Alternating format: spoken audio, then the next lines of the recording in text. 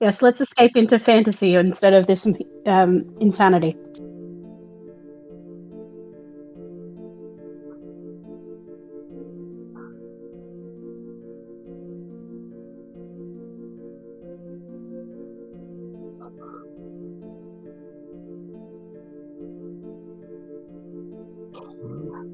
I do feel it's slightly ironic that we're going to Ylaruam.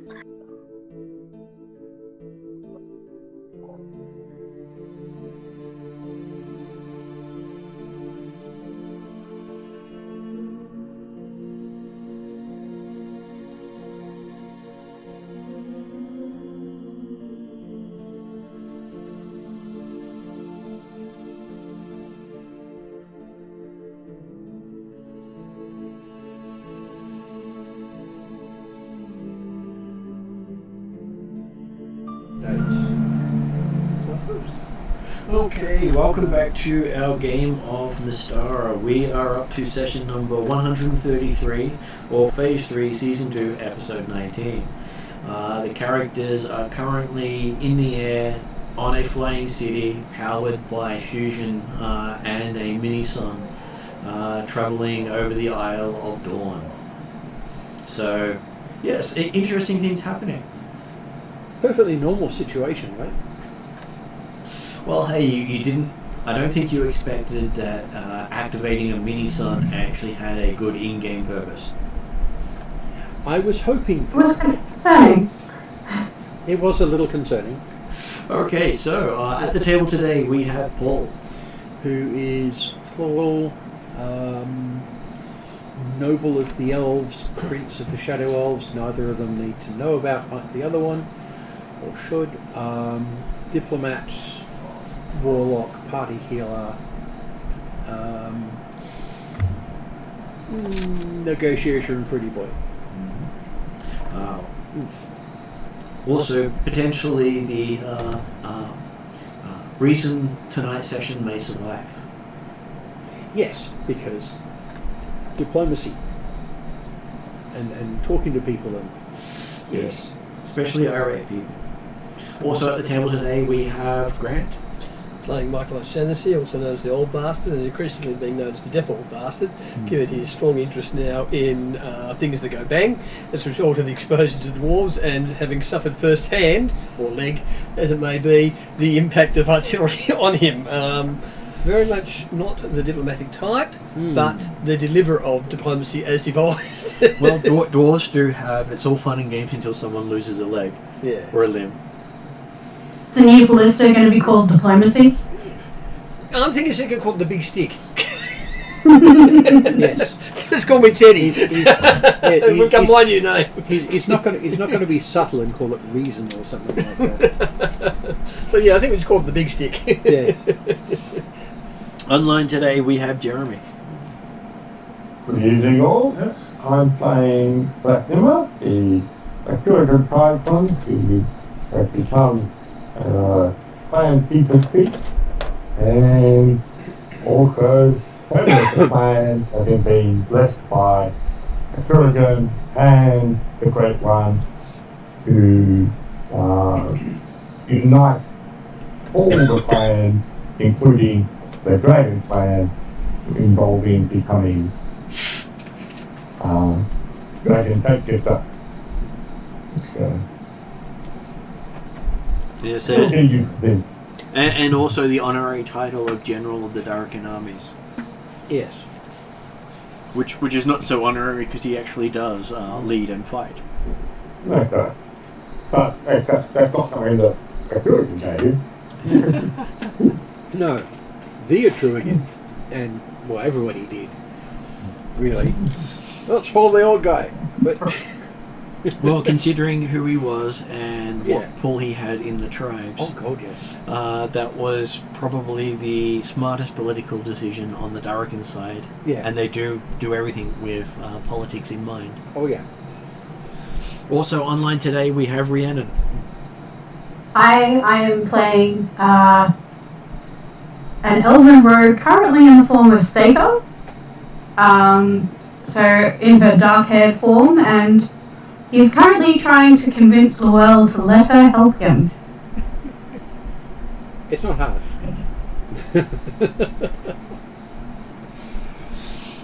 And lastly, online we have is Kesley. Hello, I am playing Kupolani Aokai. She goes by Lonnie, holder of many titles. Makai, human fighter, weapons master, and yeah, good at poking things, Cooking for enemies. not at cooking things. No, she can weaponize anything. That's what she's I a can weapon weaponize master. anything, that's the way we put it. Yep. And that chili's really bad. I think it was cooking and music in the same time. Yes. Yes, the same session showing just how well you weaponize music and cooking. And what's funny is I have skills in both of those things, and yet it didn't help. We'll also have Ariadna join us soon when she can. And she'll be playing Calcrix, which we'll have her introduce when she gets here. So, did anyone want to give a recap of what happened last session? I can do a quick recap. Yes. So please. basically, we came back from our fun adventure going backwards with Drazzle. We got on board our skyship piloted by Captain Cedric Harlock. And with this, it's going really fast. Like, this is weird that it's going so fast. And it was a complete secret, non-secret, that we had a fire gem that was making it go faster. Anyway, we get over to Alphasia and find the crashed gnome city. And with that, Drazzle kind of helps in getting everything set up. And we get down into this engine bay, and she's like, "All right, if you guys want to throw that gem in there." So I guess it was secret or whatever. What was her form at the time when she threw the gem in? I took on my summer form of Bray. Yeah. And thank God rolled a nat 20 on the little thing. Yeah. So then a sun has now appeared within this engine bay. And then we And so essentially Ixion is trapped within this reactor. And nobody can get to the gem in the state. People Which were is the saying most Ixion was trapped in the reactor. Yeah. The GM never said that. No, he's Okay. he has a presence that is now bound in the reactor. Yeah. He's not. Something of his power is trapped in that. Yes. So every artifact is tied to the god. It's not the god itself. Yeah. Exactly. Yes. And you know it's because Bray talks back and makes fun of people. Yes. We had to put fires out though. So with that, there's now a sun within this reactor that is trapped inside. And I guess the important note is that nobody can get to the gem in this state, which is exactly what we wanted to do in order to keep it safe That's from the the Tar. Yep. So Tar can. anyway, we are flying along, and well, now the city's flying. We reach the Isle of Dawn, having some downtime there, and all that stuff. So, with that, we see some movement around. We noted all of that, and so now we're discussing what we know and what our next steps are going forward. Okay. That's all I have. Yes. And Ylaruam is the step. And after having some discussions before the game, it was decided that you really wanted to get the armies of Ylaruam on side. And then we can go do giants afterwards. Yep. Because if they go and join the fight against the Master, you've basically got someone who's also skilled at desert warfare going up against someone who specialises in desert warfare. Yeah. Unlike every other person you have on your side, only the Ylaruam come close to the same sort of skill as the Master. Yeah. Not that they're exceedingly skilled fighters, but they're used to that style of combat. Yeah. Yes. Yes, Arabs versus Mongols. Susan Baghdad. Well, Exactly. that's more if you had the Ylaruam versus the Ethangarians, because the Ethangarians are the Mongols. Yeah. Whereas the Masters soldiers are very similar to Arabian in nature. Yeah. Just imagine Arabians who've grown up in constant warfare, and all his soldiers are basically don't know a life outside of combat. Yeah. So that's why they're such a horde in comparison. So ISIS. Okay, so I believe you're getting a Ballista? what was that? You wanted a ballista. That's what I asked for. Is that one bolt at a time? No, I want the ballista. I want the ballista bolt to come after the ballista. Ballista first, then bolts. Yes. Yes. And if we go and talk to someone called Jorg Sprav, we can put a magazine on it. Well, the dwarves do know how to build repeating siege weapons. Yes, they've been talking to Jorg Sprav, obviously. Or he is actually a dwarf. Whereas the gnomes will just make it create its own ammunition. Yeah, and be steam powered. Laser ballista. Yes. I'll settle for just the Fine old-fashioned one. Well, the current if they were building one on this city, it would be plasma based, not laser. Yeah. Very true. Simply because they have excess plasma at their disposal. Yeah. I Or don't just think big my crew globs are of that lava. skilled yet. Or just big globs of lava. Oh, that'd be the Trevor show. Okay, so they are offering a one of the gnomish skyships that they've managed to get working. Now they have fuel for it. Cool. They haven't had fuel for it for close to 5 years. I hope it's been maintained. Well, it has. Problem is they haven't been able to test it. So this is the test flight, right? So Pretty the much. boiler is... We now have fuel to fire up the boiler. We don't know whether the boiler is sound. Well, it should be. It It's whe- should it's- be. It may yes. not be. It's whether the pressure release works. But they do have their best pilot willing to take you. Oh well. If he's willing to be on board, I'm going. I'm on board with that. It's when they give you the apprentice, then you worry. Which is Because they say we when you can't find find that the equipment. best pilot on the flying citadel is a gremlin. As long as he can do his job. We're not racist. We'll talk to anybody. Oh, he's known as the best pilot because he can survive any crash. That has nothing to do with his pilot That's skills. not best pilot. That's most useful pilot. Well, he's their most experienced pilot because Because he keeps The other coming one's back. died. That's not best. Well, he's the best of a bad lot. Okay, he's had a lot of practice, but he's not best. Most experienced pilot, No, yes. no. The best one is the one who doesn't know how to come back from a crash because he never has had to. Yes. So this is the most experienced pilot, not the best pilot. They described him as their best pilot.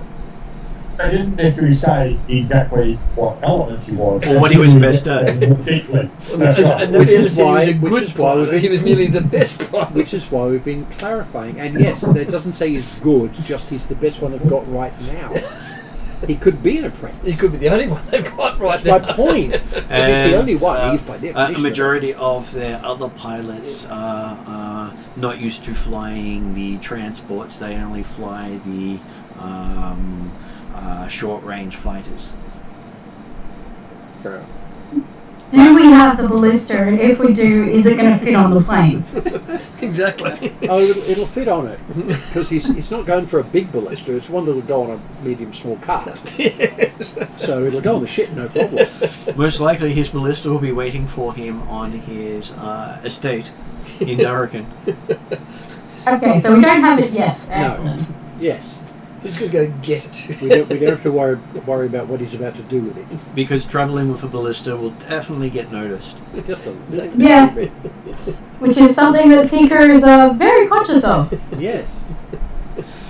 Good reason.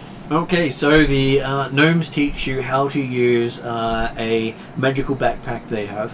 Mm-hmm. If in need, pull this activation cord. It's a whistle for attracting attention and the light. Oh no, it doesn't have a whistle for attracting attention. No, come on. You're falling Is down it the parachute. pinnable or a screaming. You don't need a whistle. They don't say, they just say it's a magical backpack and you pull this cord to activate it, but once it's activated it doesn't work again. Yes. One of you pinnacle. Yes. Portal. Yeah. And as I said, it doesn't need a signal whistle because you'll be screaming. Though it does have a fine print on the backpack saying not rated for large creatures. Okay. And you're not quite sure if that's a translation of not rated for larger creatures or large creatures because it's a bit unclear. No, it's You really can't nervous. I mean, technically I'm a medium, so I guess I'll be No, okay. yeah, but it's made by gnomes Yeah. who are small. You are large in relation to them. This does not specify whether it's large with a small L or large with a big L. I'm probably one of the smaller ones in the party, so You're still bigger than gnomes. You're still bigger than gnomes. Exactly what's rated for if you're not large. Yeah, you're also notably bigger than Dracomir. my other question is, how do I give him Lowell back his broom? Okay, thank you.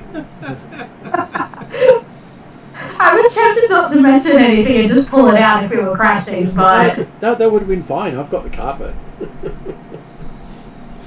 The only problem with the carpet is you need to roll it out on a flat surface. And when the aircraft's doing this, It's flat, just not level. is it flat or level? Has to be rolled out. It's flat. It's flat. So as long as he rolls it flat on something, but if he's falling, then it's a little too late to roll it out. No. Hold on to one bit of it and sort of unroll it against the vertical wall of wood and then give it commands. And I'm thinking when one of those blinds rolls you at up. this point in the conversation, if Seiko has given Lowell back the broom, she would be asking if she can borrow it again.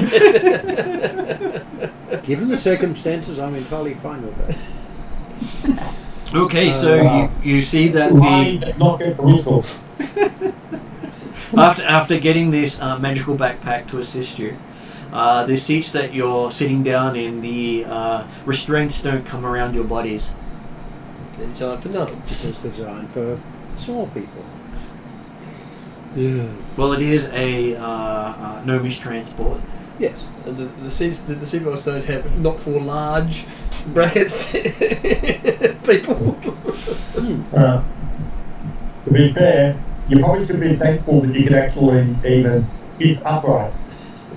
Yeah, We hasn't that said we was have right. we're all sitting with their heads bent over like this. He's travelled on known transport before. He's quite a short human, and he had to lie down. Yes, he went in his luggage last time. They've actually been upgraded to seats, even though it's like you're sitting in a child seat. Yes. But it's Space's child seat. Yeah. Apparently, this is their diplomatic transport. Well, I appreciate the use of something that's actually not 100% gnome-side. I mean, some of my training is acrobatics. Surely I could, bend myself to be slightly comfortable. You can. Just that everyone else is looking like they're going to have a crick when they get out. Or seven. Especially me. Because I'm the same height as you and I can't bend like that. Though you do see when Drazzle gets in and sits down, his entire seat gets crushed. He just fixed the whole problem by removing it. Well, he is also the weight of a large creature. Yes. And doesn't really care about the furniture. No. Have we seen Drazzle fly? I'm sure we've seen Drazzle fly. He has flown quite a few times. He has his Cool. wings. Yes. What So do he you mean? doesn't necessarily need a magic backpack. No, he doesn't. He just looks at the backpack and just ignores the gnome. Or the gremlin. Well, it won't fit on him to begin with. Yeah. Yes. I could correct off, but yes. Grafina did not bother with the backpack. He's in human form, but he did not bother with the backpack. Yes. I still haven't seen, aside from the vision, Seiko still hasn't seen his half dragon form, has he? Draconimis? Has she? No, How long has it been around for? not very. 5 sessions since the start of the Sunstone last. I can't remember if they half dragon form. No. I said you haven't been. Yeah, you went there when we were getting across the canyon. Right? No. No. Yeah, probably not. No, she's after that. No, you haven't seen him. But when I look at you, you sort of shimmer. Because it's... You actually come in a face to recognize it, or? Depends how long I've had this dagger. You have special okay, sight right, from yeah. the dagger. Yes. Yeah, no, they're fine. Like, I was just thinking that, yeah, it's not something that I shimmer normally, if I'm in human fight normally, so. Yeah. Yeah, it's certainly not like you necessarily tried to hide the fact that he is, in many ways, a more Atruaghin than he used to be now that he's actually a natural character. Makes sense? Okay, so if you actually, this is based around the Flying City. Top ballista. Yep. Coolies. Yes. And it does have biplanes in it. I want one. Of course, they're all sized for small creatures. I can get someone to make a bigger one. And their fuel is plasma. Oh, that's a bit harder. You understand that with the gods against technology, why they haven't been able to adapt it to other means. Bound fire elementals, on the other hand. Of Generally, course, I might need 2 or 3 of them. you just run the risk of the god of the elves coming after you. Yeah. Because that would be stepping over the line he has drawn that Yeah. people cannot cross. Yes. He doesn't... He's not even accepting Magitech. Yep. While it's small size and in the hands of gnomes, he can't do anything about it, except threaten to send his elves against it. Right. But if an elf was to do it... So painting it red and orange and calling it the Hand of Ignis is not going to be taken that well either. Okay, so yes, as you pile in, it has the sound of a dragon roaring as it starts to get itself ready to take off. And you can see black smoke pouring out of its 4 engines that are providing its propulsion. Something's not burning cleanly. Well, it has been a while since it's been... And it's also piloted by a gremlin. And you do know that gremlins have a chaos field around them. Yes. I have made some good friends with the gremlins. Can I be chatted to him and... Yes, sort of you find this is probably the most gremlin that talks about death almost constantly. Oh, great. He has this entire personality where everything's about finishes with "and someone died" or "that will lead to your death," and that just seems to be his personality. And I almost died. Oh no, it's never about his death. It's always about someone else's death in his presence. Right. Yeah. So he's an emo. No. All stories don't actually say I almost died. It's more I miraculously survived. Yes. But this person died, or that person died, Yeah. or everyone around me dies. Around him, How he died, but he survived. It's the white Commodore that always says, "Oh, I see a lot of accidents." Yeah, exactly. Yes. And it's the beamer who causes them. and you get the sort of feeling from him, he's more than happy to make friends with you, simply because he's expecting you to die. That guy, yeah. He has got my card, he's got to work quickly. We're going to become another one of his emo stories, and he likes the idea. I am currently sitting here checking through my feeds. Yes. Are your wills up to date? Yes. Well, if he becomes your friend and he asks that, he'll ask, can you add something for him on that? But what is this ship made of? It is made out of some sort of ceramic that you do not recognize. Mud brick. I'm reasonably sure not. So the concept of a mud brick spaceship, I think, is quite fascinating. That's not ceramic yet. Whatever it is, it seems to withstand the heat that they power up by. Yeah. Which is why you think some sort of ceramic composite.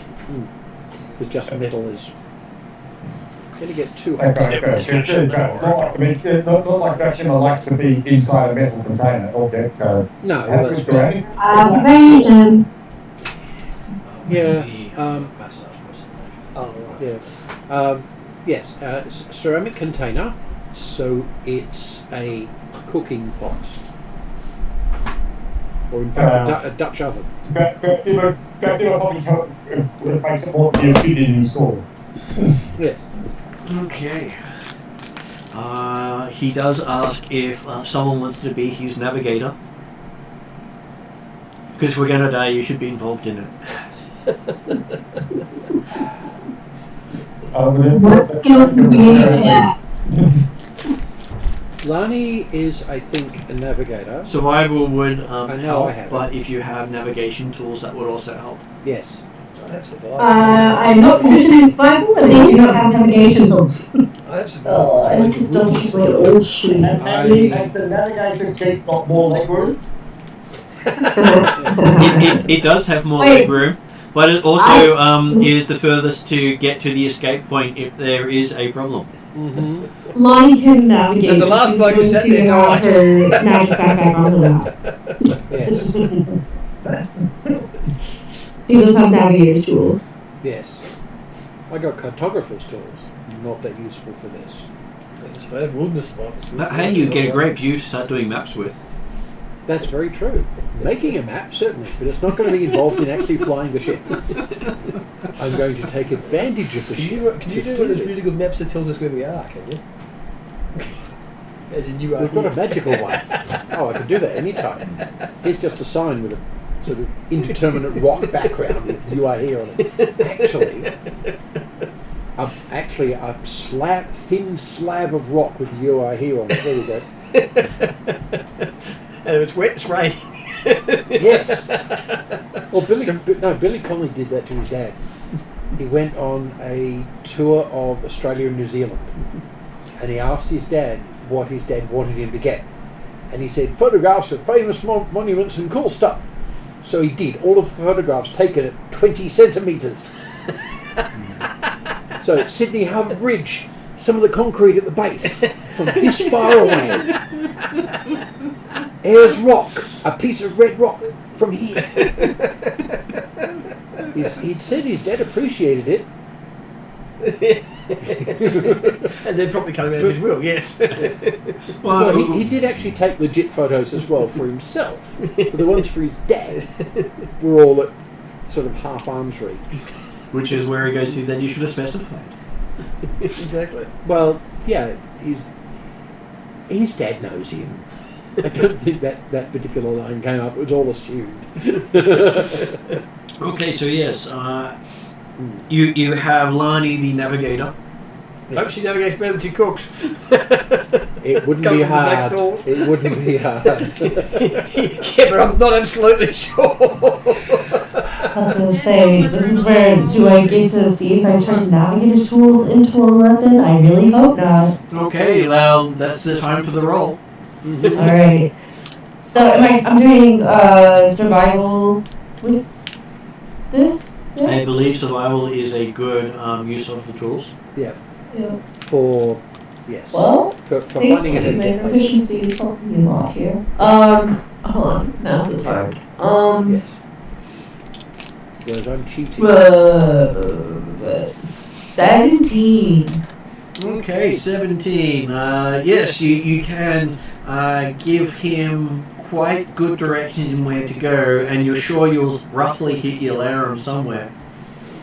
I feel like it's a big old desert. I'm sure you can. Well, at the spot distance it. you're at, you could quite easily miss Ylaruam if you're out by just a couple of degrees. Yeah. The other thing I is, feel like just look for the big dirt patch and you'll get there. Potentially you'll be able to at least aim for the eastern coastline of the known world, and then turn left. An idea where you're going from closer on. Yeah. And we have an Ariadna. Yes. Caprix asks if Yeah. you'd like some advice from a person who's been to Ylaruam several times now and is technically currently in Ylaruam, but how far behind or ahead? I think I can't remember which bit you're at in the other one. I know, I'm pretty sure you said on last Friday's D&D session, which is like a week You're a or so month ago, ahead in Friday. Yeah. the things that I had done on Tuesday hadn't happened yet. Yep, that's correct. Right. So You're coming a month after the does other this on mean Friday. on today I have been in Ylaruam with Friday groups Yep, already? already. Okay. Alright. They've been So- there and gone. Yeah. There's another thing too for you being an alarm. You've seen it from the air. Yeah. And pretty well nobody else has. Actually, why isn't it Drachnema not helping you? Because I think he's been to Ylaruam a few times too. Yeah. Yes, but but he's not a he's navigator. He's not a navigator, Oh, and he's okay. also And he was also doing it from the ground. Yeah. And I've so done they're maps they're before. taking Same one with of the gnomish flying machines used for diplomats flown by a gremlin Yes. who's fatalistic. This is probably helpful because of. And Jack will recognise the advantage of being at the back of the plane. Yes. So is this where Caprix goes, well, I've just done an update of my star charts.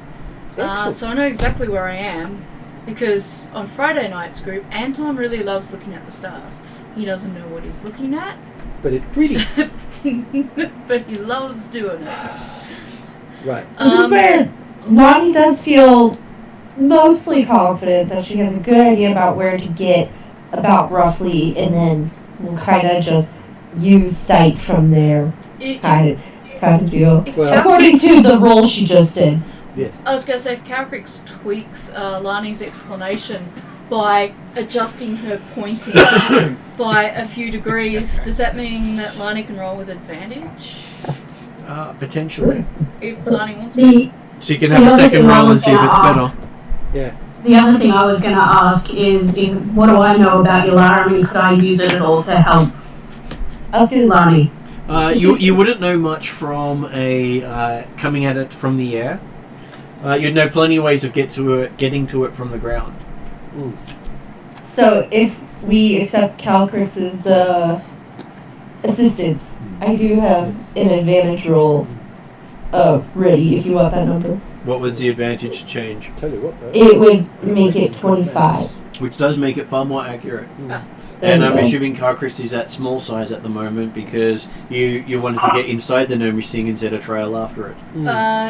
Yes. I guess small is the minimum that I needed.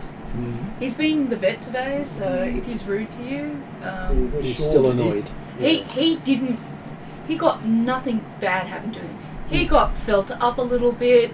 Okay, I get being Yes. groped by someone you've just been introduced to is probably not what he wanted, Yeah, but he's an attention whore, really, he wanted Yeah. it. No, yeah, he's an attention whore, but they didn't ask; they just did it. that's kind of true. Martin, That's the thing. I always ask. So if I'd done my report to Satoshi the previous night, which I usually do, Yep. would I know where my circuit is at the moment? Are they anywhere near Ylaruam? You know they're currently on the Isle of Dawn doing a circuit there because they're trying to get intel. they're behind us. They'll be underneath you as you take off. Okay. I was just thinking if we need escape routes, that would be a good camouflage, but... We can find another circus. Hi, I'm Calcrix, the White Dragon, mostly, with the jazz wings. That's all the way. That's full level jazz wings. Mostly white in coloration. And I have my companion Eat with me, and yes, right now, if I need to be small, I will be small in order to ride on. I'm not quite sure what it is. The point is, small makes it more comfortable for yourself. Yes. Yeah, I presume Those I'll who've be got- the minimum size required. We're talking about a gnome here. If I get attacked, say, and I need to change up to bigger sizes, is it one spell or two? That one's flat too. It's no spell. You just decide. I just decide, so I can just go from tiny to huge. Except the fact that Tiny you to see large. you're a bit Tiny. constrained. Yeah. So Just do it small in the open. to Yeah. huge. It'll be small to large. 'Cause So large large is would be- the You're- top that I can go. unless Yeah. you cast spells. Unless I pretty much. cast a spell. Okay. In which case I'll be tiny so that I can ride on the gnome's shoulder. It's actually a gremlin flying it. Gremlin's shoulder, as long as the Just gremlin's start offering food. consenting. Oh look, Eep's already offered biscuits. I've already made coffee and produced a thermos full of it. So I just worry about the gremlins. You don't feed the I can't gremlins wear that. After midnight. after midnight. Yes, Yes. after It's midnight. not the Midnight, gremlin you don't don't feed feed, it's the the precursor Mogwai. race that you It's the don't feed. Mogwai. Sorry? Once they're a gremlin, it's a little too late. Yeah, it's the Mogwai. You don't Yeah. don't do it. So how big is this craft? Take your time. It is fairly big. Yeah. It fits the entire party with a couple of crates of other stuff in there. Including a But- ballista. But not a dragon any larger than Huge in that room. Sorry? Yep, that's Take okay. up a lot of room. What's the It's a gremlin's folding name? ballista. Yeah. They call him the best pilot. They don't actually give him a name because apparently everyone who named him ends up dead. Calbrix, who knows things, will give him the nickname. If he's happy to be nicknamed, is he happy Well, to be his nicknamed? nickname is technically best pilot. Or she was going I was going to call him Mr. Sunshine with all of his fun talk about death. Oh, is he? He talks about people dying a lot Oh, Around him. just like this dude, and then we were in this situation, and then they died. so he's a very optimistic fellow. About everyone else's death, yeah. Yeah. And he's the best pilot because that's his name. She was just going to say bestie. Was going to be because Calcrix is like all Australian people and wants to reduce everything to, something Short and jazzy cool. and easy. Yeah. Best pilot requires 3 whole syllables. And so if I can shorten it to 2, I'm a happy person. So if I'm happy to just go along for the ride. I presume we're travelling somewhere. Okay, so as it gets ready to take off from the Nomi city, Oh, everyone feels themselves pushed back into the seat, wishing the restraints actually were working. As Luell figures out that it has been slingshot off the Nomi city. Holding onto the seat. so Remembering that I could have actually adjusted my size and forgot that I had that. we relive the previous sessions. Eben Calcrix's not literal, but head out the window like puppy dogs, enjoying every moment of it. And Am I near a window? what was Is that? there windows? There are windows, you can look out. Unfortunately, the windows don't open. No, that's fine. I'm looking out and studying terrain and seeing what interesting things I can see from above. Yes. at speed, so probably not much, but still. Did you guys want a hot drink? Yes, I've got this. Yes, hot chocolate tea, Coffee, please. normal stuff. Could you grab my D&D hoodie as well? Okay, so as you start to recover from the sudden acceleration, you each get another burst of acceleration as the engines on it all start leaving streaks of fire behind it. As I'll give each of you a Constitution saving throw. Okay. Thank you. What are the ones I've got advantage on? The fact that I semi-regularly flip through the air isn't going to help me at all, is it? This is not flipping. This is extreme pressure. Yeah, no, I can't do that in my trapeze 11. stuff. Yeah, Plus, you've I don't already quite relaxed know into the seat. 11 plus Yeah. 6 at least. I was, So trying. 17 for you. Yeah, So- that's fair. 17 So for he you. said it was Well, that's Constitution? plus 6 Yeah, for the con modifier, save. Yeah. and then saving throw. Saving throw is only if you're proficient in it do you get the proficiency. Everyone gets a saving throw, but you may not be proficient in it. What am I saving against? It's a con. It is basically intense pressure. Yeah. So you Yeah, said 19. the G4. It's G-force acceleration from that going through. Mine got I don't think I've 25. had that happen before, so No, you haven't. Say you got 19.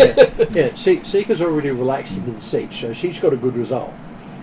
Hmm. She's already done what you can do. I got 17. Though Seeker with her contortionist, I'll give her advantage on the roll. Oh, there. Ooh. There. You can fit better in the seat. those are Okay, big hips though. 19's my best roll. really? Only 14? What happened to Hey, your I dice, want to Jeremy? if I play Skyrim.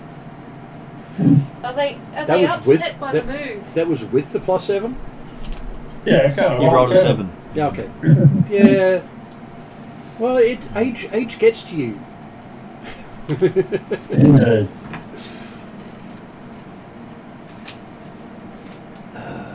Okay, so those of you who got under 15 basically black out at the intense acceleration. Ouch. Those of you that got between 15 and 20 get that feeling of intense pain as if someone has just beaten you all over the body with a baseball bat. Been there, done that.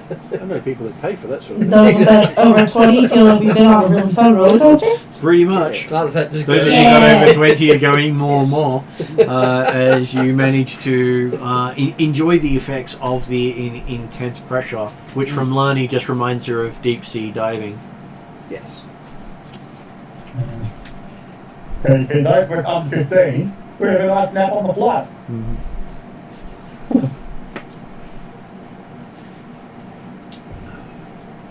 What about those of us who can't find our character sheet? Technically should be here. Well, you can roll your d20 and I can quickly look it up to see if I've got notes. I've got a 16 on the d20. Okay. I think it might be a +7. It is a +7 for Calcrix. Not sure if it's one of your proficient ones there.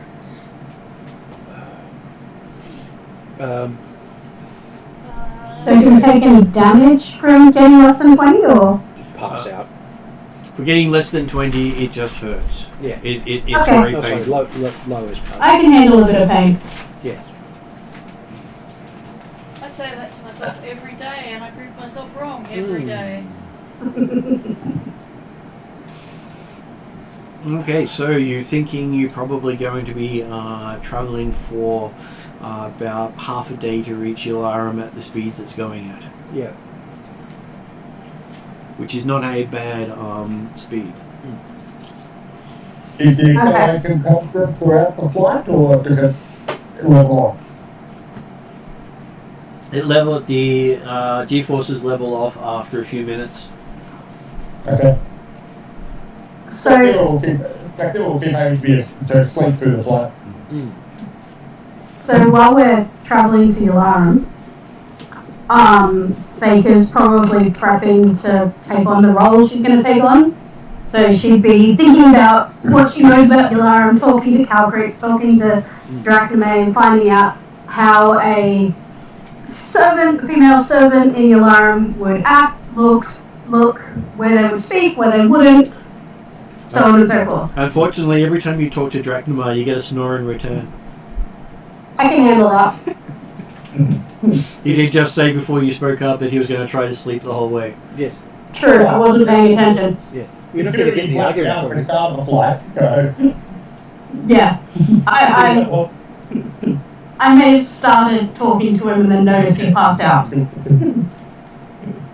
Could be worse. So, yeah. You could completely have the conversation with him and think he responded with his usual mutter and guttural sounds. True.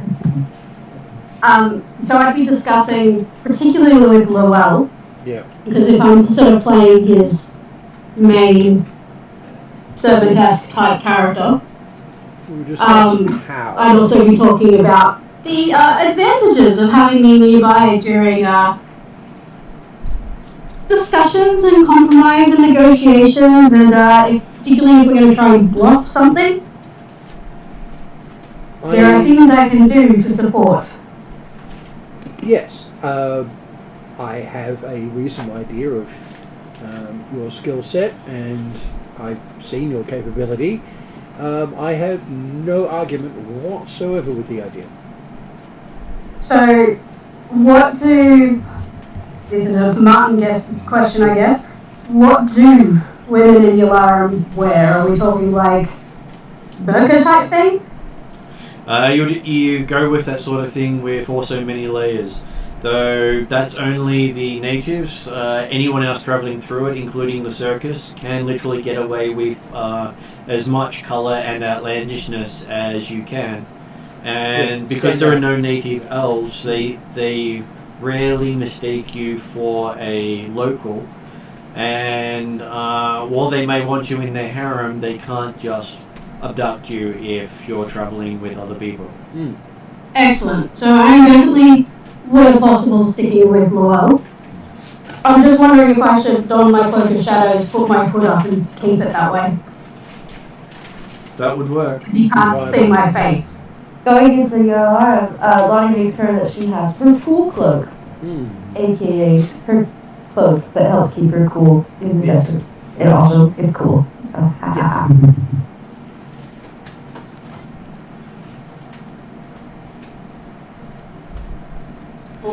That was an iStore purchase. I feel like anytime there is a pun, we can almost guarantee it was an iStore purchase. Anything can pick up. Calcrix will be rocking a new, made out of water thread cloak that keeps it cool, and made it bargained with how many hours of haggling, storytelling that required to bump the price down. Quite a few hours of haggling and storytelling. So this cloak that she's got has literally been made out of threads of water. Yeah. Keeps you cool. And Calcrix is happy to lend... From the plane of water. Nice. She's happy to lend cloaks to anyone who wants it. It does mean that if you're travelling in the actual desert, you won't have to roll fatigue. And there's a couple of other advantages to wearing it. I can't remember what they are. I wrote them down. That was the main advantage, was you don't get fatigue checks while in the desert. Yeah. Self-cleaning. Yes, self-cleaning. So if you want to borrow one, you need to put your hand up. Plus it always feels down. I'm fine with that. Perfectly fine. Calcrix will cool down for... You get... When you borrow one, you Eve writes on this little, like, tiny card, punches it with, like, a smiley face punch, and then hands you it like a library card to say that you've loaned the water cloak. I have several. Right, you have more than one. Excellent. Oh, yeah. I'll definitely borrow it when... put it on when necessary. We got right into the haggling roleplay, and so yeah, well, fair enough. We unexpectedly won more cloaks than we thought we would. So the session where they were to get an artifact was a haggling session where they discovered the artifact in the last second of the session. Only for the first hour and a bit. was haggling. But we did have fun. Well, that's fair. That's a good thing. Well, it's about what they're focused on is what the story is. Okay, so Oh, yeah. as you're traveling, you do hear a beeping sound coming from the front of the flying vessel, and Best Pilot does say that we're approaching the drop zone. He says. Last time I did this, somebody died. Hold on. Drop zone. Yes. Drop zone. Are you going to land and drop us off, or are we having to drop out of it? He looks at you and says, "What's land?" He's the best pilot. He flies. He does not land. Yeah, I am holding onto the flying broom, please. I get out my carpet and sit on it and wait for the call. I'm thinking I'm going to Not have our one of these first time things, one of these volunteer, backpacks, the yeah. magical backpacks. Because I ain't got any other choice. Oh no, you It's probably can't. going to be hard for you It's to a two-seater. jump out of the airplane sitting on the carpet. Where can I put the ballista? That's your It's problem. not even been the Put the parachute first on the time ballista. in a month we've been drop flying through the air. Yeah. Or falling through the air. So I guess it's drop time. Okay, so not long after he tells you that Lani sees him reach for a lever and just pull it. Oh, I tell my. Hang on, are we supposed to have a red light first, then a green light? I'll try to give all of as much warning as possible to try to follow after. What was that, Ariadna? Sorry. Change up sizes as she gets out of the vessel. Okay, so basically the first thing anyone notices that the lever's being pushed is when suddenly there's nothing beneath all the passengers. Is there anyone that can't fly? Is Dracula awake yet? Everyone can technically fly. It's whether they can stop themselves from hitting the ground fast is the It's the question. bump at the bottom that hurts. Is there anyone that needs assistance with not hitting the ground? Yes, please. Sega, when she starts falling, sort of starts doing like a trapeze movement around the broom, then lands on it and starts flying. Nice. Okay, and you do notice as you're flying off that Llewell is still inside the plane on the carpet. I won't go too Taking far. off. I will watch my Well, party members. and everyone I'm else fine. got the drop and you didn't get the Oh. instant action to go down because they were doing it on reaction. So it wasn't their go when they dropped. Ah. On reaction. So basically everyone else got dropped from the plane, not on their turn in the sense of a thing, and Right. you get to go down after they do. Yes. But the thing is, they'd be watching you still in there as they're falling. Yeah. So they go boo, and I go zoom. Cabrix doesn't fall. She No. flies. Of course. The old bastard most definitely falls. Well, Lani sort of has to run to the hole and jump.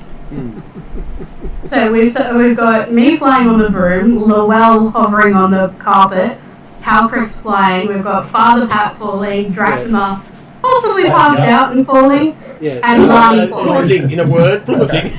Drachma, having one of those dreams where you feel like you're flying. Uh-huh. I got the backpack. It's called Falling with Style. There we go. Does Father Pat have one of these backpacks? I believe he has one of those Yeah, backpacks. He's going to pull the cord and see what happens. Okay, give me a... I'm going to make it an engineering roll. Mm-hmm. Because, hey, the gnomes do love their science. And it doesn't always work. As long as it's weird, right? Because only the actually skilled ones are properly useful. But all of them participate. Can the broom carry more than one person? Just out of curiosity. If you can carry somebody else, one person. This can one didn't carry work. that person. What did you get? 3. Okay, so you pull the cord and the cord just comes right out of the backpack. I try Right. and fly under him. Except I'm on controlled flight and you're plummeting. So I'm probably not going to catch up. Would I see Father Pat's cord come loose? Well, you see, he does the pull the cord thing and nothing happened. Maybe it's a delayed response. Then he swears. Okay. Oh, fuck. To quarter price. As I will give our fearless Drachnamar a perception roll to realize, is he actually falling? Or is it a dream? Yeah. It's a lovely dream, I'm sure. Where are we? Perception.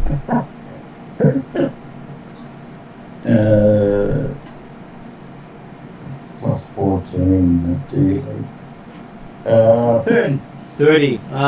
Yes, you realize you've just been, you're free falling. Do you transition into full dragon mode? I will actually go for my ritual first. You'll do, what was it? Was that you're going to do first? I'm going to start playing on the whistle first. Okay. So that way I can control my fall, start the flying, and then concentrate on the transition. Yeah. Okay. So work out how far I've got to go down. So Father Pat watches as you start playing a tune and you just stop moving as he continues to plummet. It's like he's standing on something as you watch the broom and then the carpet coming behind. Getting further and further away as I'm speeding. I'm coming closer and closer to velocity. As the only ones who can actually fly faster than the broom and the carpet is Calcrixer. Yep. And Drachnamar, when he actually turns into a dragon and continues to play his flute. Yes. If Yeah. I get a chance, I will go for. I was gonna say, like, if I can move again, I would be diving after Father Pat. Okay, so as you both dive, you see a blur go past you of Calcrix, creating lots of air currents. As Father Pat is manhandled. Or should I say dragon handled? I was going to say, dragon handle. So, what line is Lani still holding? I'm pretty sure Lonnie jumps after everyone. Yeah, Lani has to run out of the cockpit to get to the bit that drops because the cockpit doesn't open up. That's just crazy for the gnomes. Dropping the cargo on the way is perfectly fine, but dropping the pilot, that's just silly. Well, to be fair, I was riding on the gremlin's shoulder. Yeah. So I took off. And does Lani pull the magic cord? Yeah. So there'll be an engineering roll for Lani.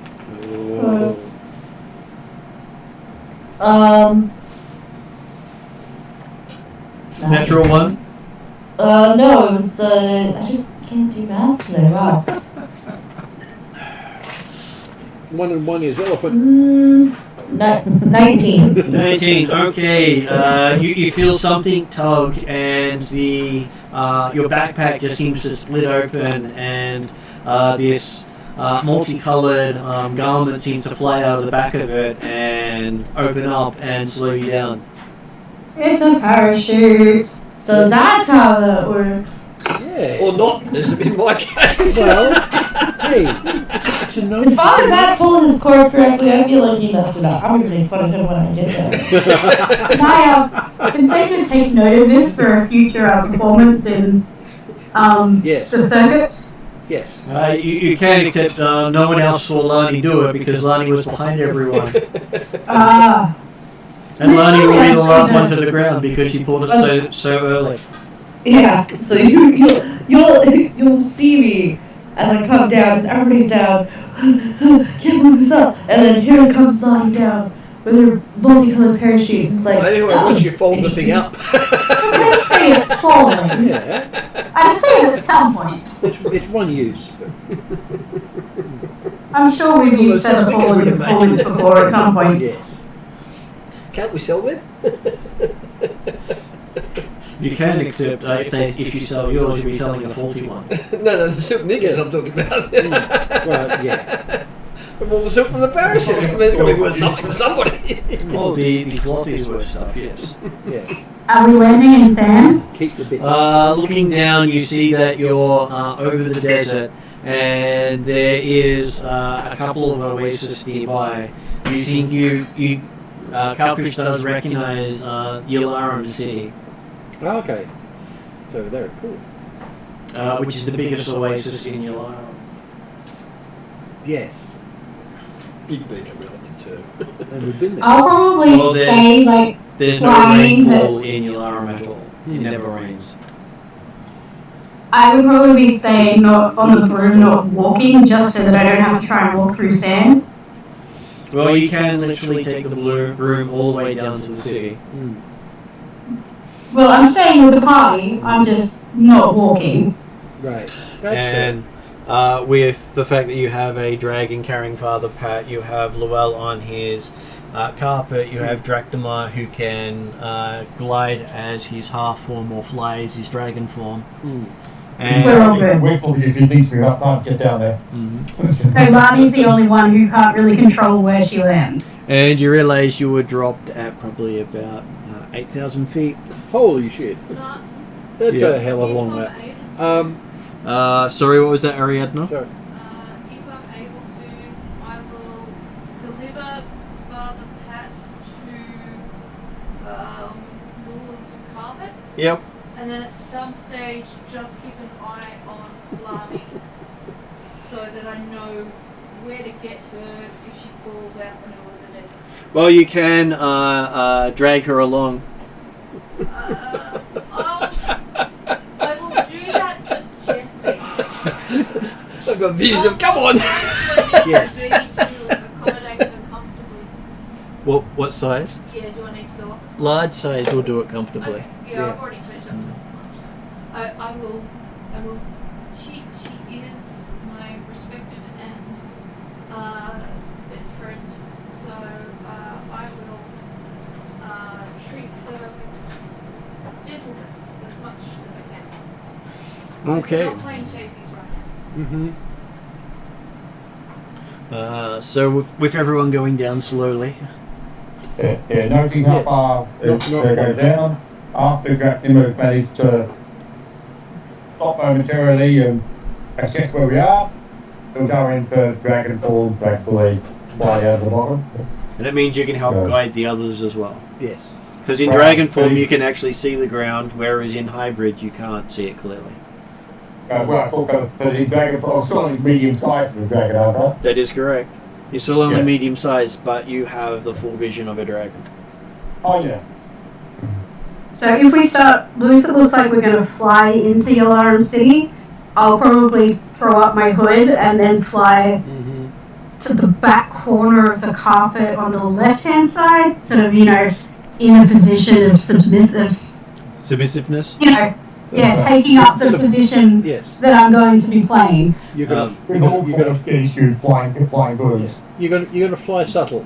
And Luell would guide you to land at one of the gates. Yep. So you don't actually enter the city unannounced. Yes. Going over the walls and then landing is called an invasion.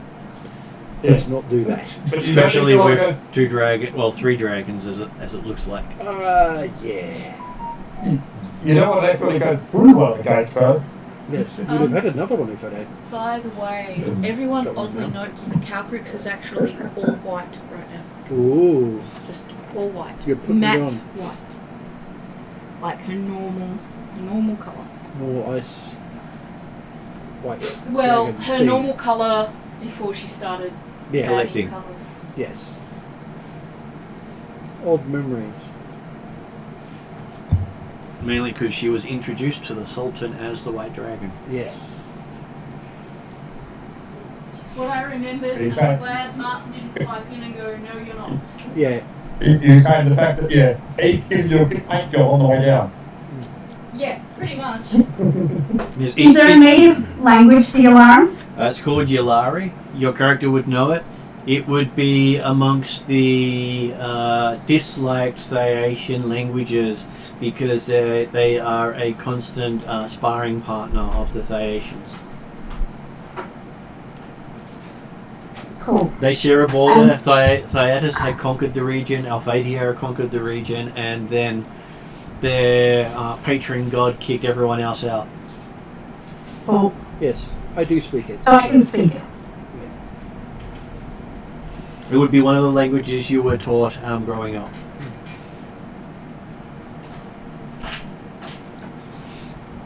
Okay, so as you're coming in, you do see a welcoming party of black-robed,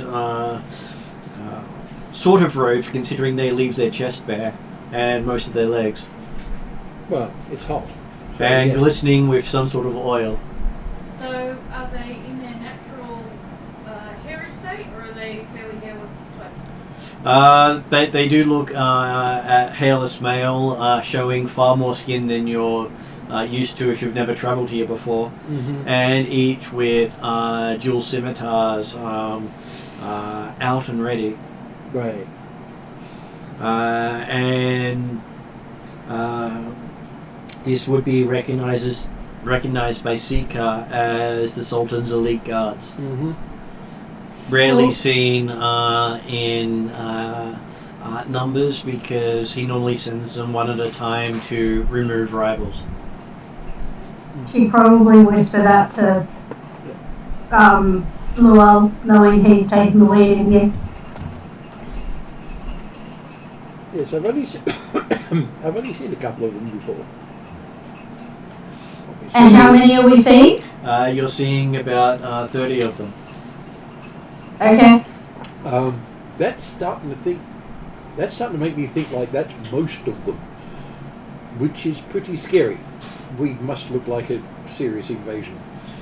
And each one of them is considered a national hero of Ylaruam. That's right. We're national heroes now too. So. You're not technically a national hero of Ylaruam. No, not of Ylaruam, but you're a national hero of your country. Oh yeah, that's which what gives I'm you saying. some sort of idea of what sort of. Well, that's what I'm saying. We know where they're coming from. We're the same where we're from. So yes, each one of them is a threat, and there's 30 of the buggers. Okay. So a reasonable response to the present situation from their point of view. Well, Yeah, you've got creatures coming down from what looked to be a mechanical beast flying overhead. Yes. So mechanical beast, i.e. flying thing, which means it's almost definitely Thaetian. Just ask everybody right now.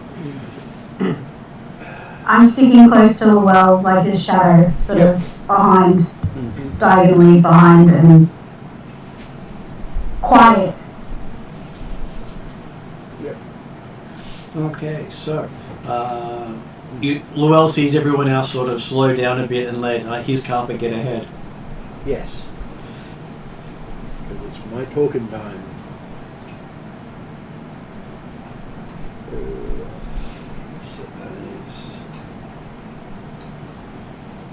And you do see nearly every one of these guys has a bejeweled scimitar. Well, yes. With runes and scroll work. Most of it looks dwarvish or elvish. A couple of them look as if they fit the halfling style of weaponry. Very few of them meet the traditional Ylaruam design, which is function over aesthetic. Yeah, these are all pretty and almost, well, I'd be absolutely shocked if they weren't magical. They all look like works of art. Yes. I'm not going to make my sword hilt obvious, but they can see that one. As an example, here's a stylish scimitar in the hands of the Yes. guy that looks very similar to what they do. So you can see on the thing there is your Cool. Yep. so they have most of their face covered. Did you note the typical women's background there? Do they respond I to the wouldn't call quality that of the captain's sword at all? Do they? They respond to the quality of the captain's sword at all? Given They probably wouldn't pay any attention to you until someone attacks. no, there's just the quality of the work of them. Yeah, but it- they're looking at me right now. It does. Because I'm standing beside you. Yeah. The quality of their weapons does outshine the captain's sword. The captain's sword is not designed for mobility. each of these swords look like they would be acceptable for a noble to wear to court. Yeah, magical or not. Yeah.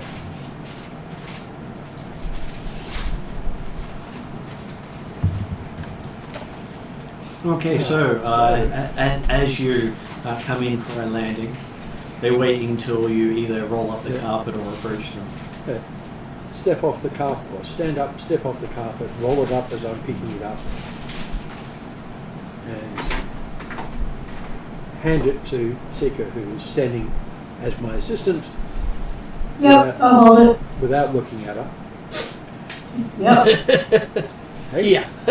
No, that's how she set herself up. It's how she wants to It's be exactly what I would be doing. So I rolled it up and passed it there. She's taken off my hands, and then I bow, and I've rolled it up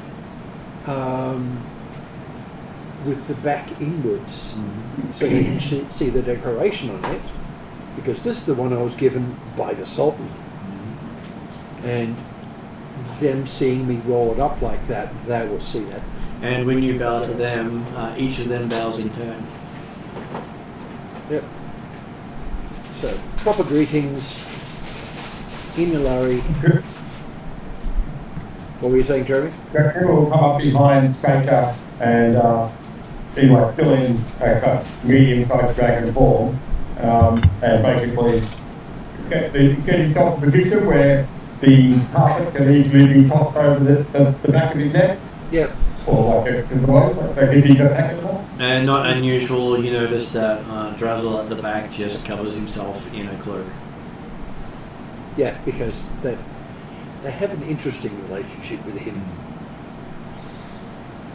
Right. Question. Yeah. Why have we come to Ylaruam? To stop them joining forces with the Master. To persuade them to join the forces against the Master, so that they don't join for him. Okay. Basically, gathering allies. They're unlikely to join for him, but they may take opportunity in the absence of other armies. Yeah, which means they'd be fighting against us, even if Yes. not for the Master. And also then frees up other armies of neighbouring countries Oh yeah, who as well. American Yeah. if it's confident that Ylaruam's not going to take advantage. Oh, of course, there's going to be a lot of this sort of persuading people not to whack each other while the Master's about. Now, question. Persuasion or diplomatologist? I would probably go with diplomacy or society. Your choice. Well, culture. Culture, yeah. I run too many games, so I use the know. outroom Yeah, for each one. Yeah. Actually, given what's going on now, culture with a specialisation etiquette. Now, the specialisation Means that you get to roll a D4 or a D6. I get expertise. I get expertise dice. You get to roll your expertise dice. Oh, it gets more fun. I've actually got expertise in culture as well as the Which means specialisation. it will That's a upgrade D6. it, yes. It's a to D6 rather than D4. Yes, when it comes to negotiation, I've got the same advantage, which is very useful. I'll just make sure they can actually see the dice camera. Because I keep forgetting to fix it at the start. It's in the line. Excellent. Yes, it wasn't an entirely sucky roll. I got 26. Okay, so Who are we persuading? Pardon? Who are we persuading? That's the culture's role for doing the diplomacy, saying, "Hi, we're greeting you. Yep. We're not enemies. We would like to speak with the Sultan." Sorry, the rain's kind of drowning out Yeah, your no, voices. that's fine. I've run out of hearing aid batteries. Oh, and they are very appreciative of your words, and they offer to escort you and your party through the city. excellent. Thank you very much. Except I for that do one that. at the back, they say. I'm not going to turn around. It's Drazzle, isn't it? Yeah. Well, yeah, did say he stood back. Well, I do know he has. The other versions Some of him history. has been banned from the city. Yes, I have heard he has some history. Well, I do know he's had some history. I was here at the time. The last time we visited the Saltan, Uh, Basil was in the room with him. The last time we were in Ylaruam, an older version, a younger version of him was actually in the city working as a clerk, Yeah. while the one that was with us was excluded. No, he Yeah. chose to wait outside the city with Dracma. He's done it. He's also waited Right. outside as well as being excluded. Yeah, sorry, he was out. He was outside because he knew they wouldn't want him in there, while he was also inside. No worries, someone to grab cookies. Yeah, Yep. sure, I'll come. Yep. Yeah. As you do notice, Druzzle seems to be with his cart and horse again, even though they weren't on the plane. He stashed them close by. In time. Ooh, stash. Yes. Is he following us in, or is he does it look like he's gonna wait outside? He's going to stay outside. Thank you very much. There are places outside the city where you can stay because they're the ones not protected by the sandstorms. Thank you. There you go. Oops. And as they go to escort you, you see them present their weapons as they turn around, and everyone behind them just sort of parts out of the way. Would you stay in their way? Do you want food? You've had apple and stuff. I've had the apple and yogurt. Paul, I've run out of diabetic bickies for the moment, but diabetic I chocolate. can deal. And from Llewell's perspective, you're being given royal family treatment For a series. for the Ylaruam royal family, Yes. not for anyone else's. Yes. Normally, they outsiders don't get this. But as a favourite of the Sultan, those people don't get given sort of magic carpets just willy-nilly. Well, you did offer him a major trade alliance, Exactly. and you were the first Elven clan to do so. And given the way things are going at the moment, probably the last. At least for a while. Would I, walking through the city, would I already know any places or signs or something of an underworld movement or... There is a lot of underworld in here, except it's problematic because any underworld figure would gladly sell you out as a foreigner to get kudos and a reward. Would I have any contacts or not? You would have lots of contacts, you just don't trust a single one of them. Okay, and yeah, I'm hidden, so I'm not worried about that right now, but I'm just taking note of anything that could be advantageous later. Yeah. Your main way of dealing with Ylaruam is through third party, because basically the thieves of the nation make most of their wealth through turning in foreign thieves. You don't want to be a resource. It's basically their biggest income, far more worthy of them than any sort of heist they can do themselves. Mainly because they don't have to run from what wealth they earn that way. They can openly display that wealth. Yeah. Every other sort of wealth they have to hide. And of course, there's a lot of that. Hiding their other wealth, concealing their other wealth is a lot easier. Yeah. So yes, you will notice quite a few things there. A lot of the guild activity you know that exists in Ylaruam is actually looking to be more subdued than you expect. Okay. Which is not a good sign because normally it's rampant. Which means they're very subdued, possibly because of Master's agents. And from experience, going through any form of street is how much gets stolen, not will something get stolen. And by the looks of things, you can't even spot a single pickpocket, which is like winning the lottery. Okay. Yeah. But that's more from Seeker's perspective of walking through the city than everyone else's.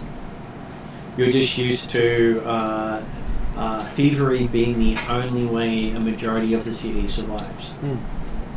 Yeah. Cool. Because I will make a note. it's Sinbad's Cairo. And it's considered acceptable thievery to steal food and minor items. Especially from foreigners. And because of your guards, not a single person is willing to even look, let alone approach close to you. Yes. You don't want foreign dignitaries getting stolen from. Oh no, they like that. No, that's what the Sultan's for. In general, the foreign dignitaries get assaulted fairly regularly travelling through here. And you're treated very much like lepers or untouchables because of your guard. Yeah. So we're getting the very favoured foreigner. It's the don't touch or lose a limb sort of treatment. Yeah, it normally takes a couple of barbarians to do that. So. Okay, so it is the quickest trip you've ever had from the edge of Ylaruam to the Sultan's palace. Which is pretty impressive. At some point I probably would have whispered to, in Elvish, to Lowell that something's up. How badly up? I didn't see a single thief. That. I understand how unusual that is. Do you know why? Can you read anything from it? Not yet. I might make a trip out tonight. Be very, very careful. But, yeah. Always. Okay, approaching the Ylaruam, the Palace of the Sultan, you see rank upon rank of well-dressed military. This looks to be elite units outside the actual palace itself. We're getting a freaking parade. And these guys, their armor they're wearing is not parade armor. It actually looks like battle gear. You can see dents in some of them. Even a few of them have still got rents in them. Demonstrating readiness in a very formal way. I'm going to hold the expression of being suitably impressed. And as you're heading up the stairs into the actual palace itself, which is a little bit above the height of the city, you can see you can recognize that on the other portions just out of sight of you when you're coming in, there's far more soldiers that way. You seem to be taken in by the smaller group of soldiers.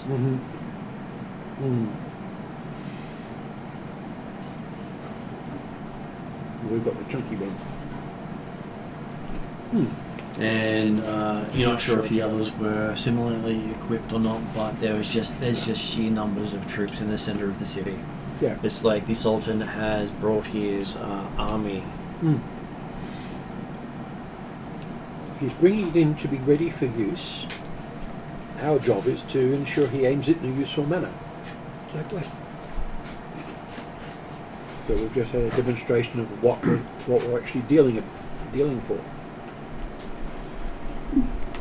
Do we hear any whispers or see any maps or anything around, or is it just a show of strength? You feel like it's a show of strength. You've never seen this show before from the Ylaruam. Normally they just attack. They're not known for their posture, and they rarely try to intimidate people. Yeah. Intimidation's not in their nature. Yeah. Standing there in damaged armor, in parade stance like this, yeah, that's we're serious about this stuff. That's not foofing around. And I'm just trying to hear if there's conversation, if there's even just a whisper of the master or Thyatus or anything. walking in, it is eerily quiet. Almost like the palace itself is waiting for something to happen. You get that animal ready to strike feeling for most of you who hunt. Yeah. And for those of you who've been to Ylaruam before, it's never been this quiet in a palace. No. Most palaces are never this quiet. Really? I was gonna say, it seems like maybe the air around is heavy, almost solemn, and just very. Something has happened, or they are preparing for something to happen. And what was Ariadna adding as well? Can't remember, I'm sorry. It'll come back to you. Okay, so yes, you do feel as if it is a something major is happening. Yeah. Okay, as you get into the inner courtyard of the palace before you reach where the Sultan takes his audience, you do see hanging from some of the posts of the courtyard the Ylaruam, the Theatan ambassador to Ylaruam. And what appears to be an Alphathian dignitary as well. Well, they obviously made mistakes. Given Ylaruam has a hatred of the Alphathians and the Theatans, both for the damage they did to the country and the people. Okay. So Would I recognise anything that might indicate which Theatan dignitary? Or you do anything about... You do recognise it as a guy who has served as Thyatan's ambassador to Ylaruam for the last 10 years. So he's been in good standing as far as you knew.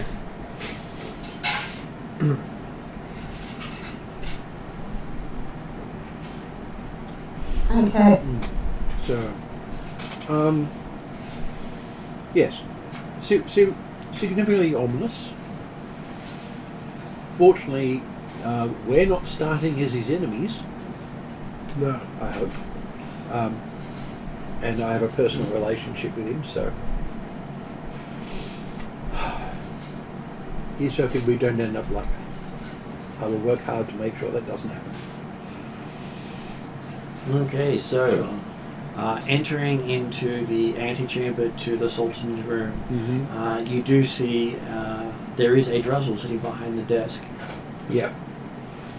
With piles of paperwork around him. Yep. Many books open. Yes. Is this the slightly slimmer, slightly smaller, wingless version? This is correct. Sorry, what was it, the desk? Druzzle that is looks a lot younger than the other Druzzles you've met.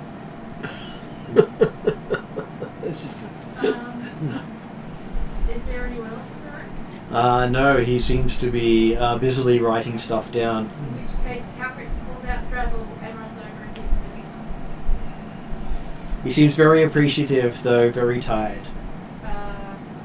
It's a tighter hug, and each sitting on Calcrix's shoulder passes him a book. He absentmindedly munches on it while greeting you in each in your own language.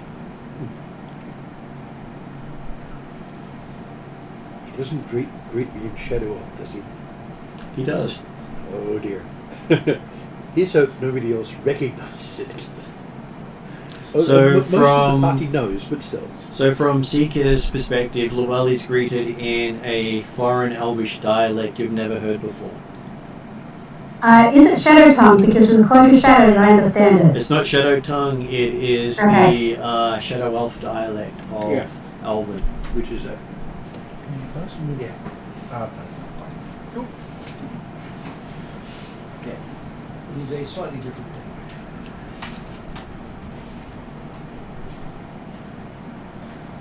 But he does greet you in the Bialian dialect, which Luell would also not recognize. I would probably just, well, not that he could see me, I'd smile and nod. Yeah. Yes. If it was written, I wouldn't have a problem. As it is, I need 10 minutes lead time. Well, it just comes across as a yeah. form of Elven with words you don't quite recognize. Yes, that's fine. He's just done that to me, so she's obviously from somewhere a little unusual. Oh, I mean, if you haven't picked up that yet, you're not paying attention. Oh, I knew that. So he does. Seasoned Fae are not common. He does greet Father Pat in the Darkin dialect of Traldaran, Mm-hmm.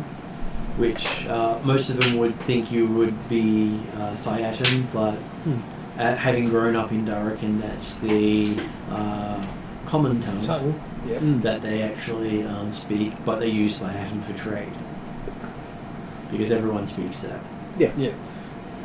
And so that's become one of the common languages. There are 5 main common languages.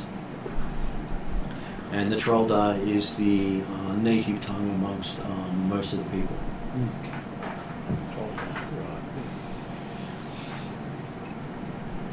When he's finished breeding people, Calcrix will slip Drizzle something she's been making since the last time she saw him. Yeah. This tiny miniature puppet of Drizzle. Okay. And then she pairs with it a very cherished item. It looks like a little stuffed toy, and it's a dead ringer for Dracula.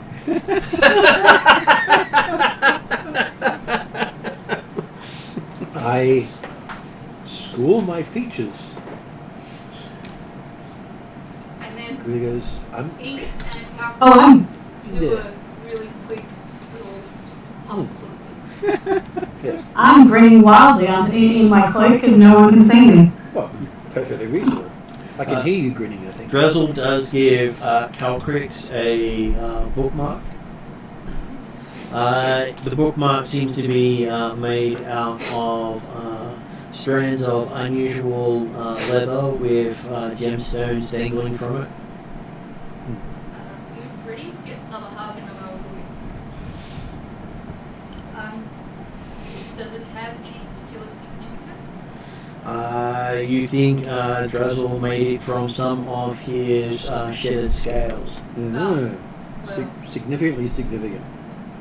He gets 2 cookies then. Seeing Calcrix giving Drizzle a gift and remembering how you're supposed to greet dragons, Seika flips out into a hand a tarot card that looks like it's been hand drawn, and it's of, I don't know enough about tarot to tell you which type of card it is, but it looks... I have the D&D version of the tarot deck, and I have the D&D version of the deck of many things, which is similar. So you I was going to say, if you were going to gift one, you would gift one of the major arcana, and there's 22 cards in there, so you can gift whatever number you want from that. It was mostly, the idea is I've made one with an image of Drizzle when I first met him as my first fortune-telling customer. Cool. So I'm not sure which tarot card would work for that. So I've got the tarot card deck for Curse of Strahd, which works as a tarot deck. Yeah, but the Emperor, I would say maybe like the Emperor works as a dragon. or a Yeah. magician. Yeah, the Emperor actually would work as the Emperor would be a good one too. yeah for a dragon. Yeah, that sounds good. Yeah. Yeah. The wizard possibly for his time abilities, but Emperor works, I think. yeah, I think Emperor suits as a theme rather better. Okay. Calfix will whisper at some point to Seika that technically she considers Dragonborn dragons and thinks it's appropriate to give gifts to Dragonborn. However, if you ever end up on the Atruaghin plain or in the army and fighting amongst the Dragonborn, you will run out of gifts. Yeah. So technically, you need to only save your gifts for dragon space rather than Dragonborn. Or ones you're having formal meetings with. Yes. Yeah. There are a few Dragonborn who are in positions of power. Yeah. And Drazzle is simply the oldest of them, even though he has many ages. Yes. So in this form, Drazzle is a Dragonborn? He is a Dragonborn. Yeah. Drazzle's always a Dragonborn of some capability or other. Just sometimes he has wings and he's 8 feet tall. But apparently he does give you a card back. Mm-hmm. Uh-oh. And that is your card. Apparently you're at the crossroads right now of a major decision. Yes. Excellent. And it is a decision that will doom someone. So it's not a right and wrong choice. It is a doom this person or doom that person choice. Yes. And it'll be you who dooms them. Yes. Okay. Because hey, prophecy is never about the fluffy goodness. Of course not. They're no fun if you do that. And as it was Drazzle who's shown you, that means that will happen, or he will make it happen. It's prophecy. Yes. Yep. Yes. It is now a fixed point in time. Isn't that always fun? Yes. No. So it is a gift that keeps on giving. Oh God. Yep. No, I will note that away. Sigh. Okay. Okay, he So, does ask Drazzle. why you were here this time. We are here to persuade the Sultan and his people to join against the Master rather than going their own way. Okay, you see him consult about 3 different books and start closing books. And he starts what? You have a feeling each book is related to a different statement. Can I determine what's on the covers of these books? They seem to be different dates. Okay, so they're his Oh. journals. Some from the past, Yeah. some from the future. Yeah, no, that's all good. As he puts away all the irrelevant books. Until he's down to 1 book. And then he starts writing in that book. Well, he is young, he does get confused. Well, that's got to keep notes with this sort of thing. And Lani understands that sometimes you see more than one future happening at the same time and not sure exactly which part you're in. Yes. So, multiple books to check through. It's a thing. You don't talk about it, otherwise you have to make it happen. Yes. What is His Magnificence's disposition today? Cranky. He didn't have a good bowel movement this morning. Yes. Is he cranky regarding anything particular? Yeah, his bowel movement more than morning. Don't project. Cranky at being told what to do. Well, that's not what I'm here to do. Just persuade. I did see what was done outside, so They told him not to treat with the other. of course they did. They always do that. Fortunately, at least I think, he knows me better than that. Drazzle just wanted to warn. It's the warning I asked for. Thank you very much. And he says you were on the schedule for today. Looks down the thing. About this time. I was fully expecting that. You are efficient and effective. He wrote it in the schedule 5 years ago. exactly.